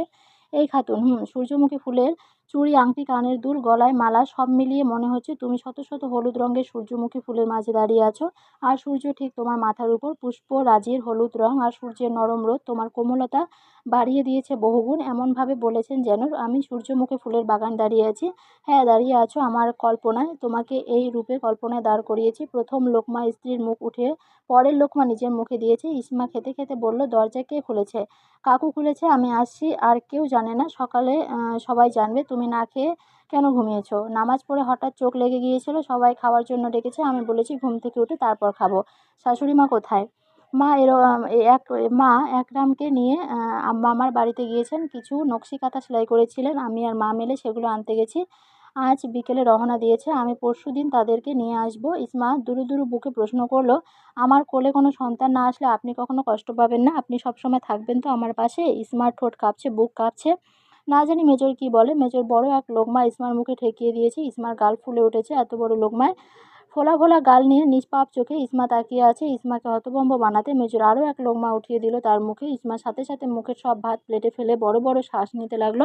উষমা হাসছে বউয়ের এমন লড়াদেশ দেখে। ইসমা মুখ থেকে যেই ভাত প্লেটে ফেলেছে সেগুলোই হাসি মুখে উষমা খন্দকার মুখে পড়েছে। এগুলো তো আমার মুখের ভাত। আপনি তো কি হয়েছে? মেজরের ভাবলেশীন কণ্ঠ। আপনি কি করলেন এটা? এত ভাত কেউ দেয়? এমন প্রশ্ন কেউ করে? নিশ্চয়ই লামিয়ার প্রেগনেন্সির খবর শুনে মাথায় এসব এসেছে। শুধু আজ না, সবসময়ই এমন চিন্তা ঘিরে থাকে। তীক্ষ্ণ গভীর কণ্ঠে মেজর খন্দকার বলল, তুমি কি আমাকে মুনাফিক ভাবো? না না, এসব কেন ভাববো? যে ওয়াদা করে ভঙ্গ করে সে হলো মুনাফিক। বিয়ের ২ দিন পর তোমাকে বলেছিলাম আমি সবসময় তোমার সাথে আছি। তোমার গর্ব পূর্ণ থাকুক বা শূন্য থাকুক, এটা আমার ওয়াদা ও অঙ্গীকার। আর এই ৫ মাসে যেই ছটফট করেছি তা যদি দেখতে, ভুলেও এই কথা বলতে না। আমার প্রকৃত সুখ তোমার মাঝে। তুমি বন্ধ্যা হও, নিঃসন্তান হও, আমার কোনো সমস্যা নেই। দরকার হলে কোনো বেবি দত্তক আনবো। এরপরেও তোমাকে আমি এই দুনিয়া ওই দুনিয়া কোথাও ছাড়ছি না। শুধু তোমাকে বোকা বলি না। উল্টোপাল্টা চিন্তা না ভেবে আমাকে নিয়ে একটু ভাবতে পারো নাকি? আমি কালো মানিক দেখে তোমার ভালো লাগে না? ইসমা হাসতে বিছানায় গড়াগড়ি করছে। এভাবে হাসার কী হলো? আপনার ভঙ্গিমা পুরো বাচ্চাদের মতো ছিল। মনে হচ্ছে অভিযোগ করছেন, মেজর খন্দকার আপনি আমার কালো হিরে। হিরে আবার কালো হয় নাকি? হুম, অবশ্যই। মেজর খন্দকার হলো ইসমা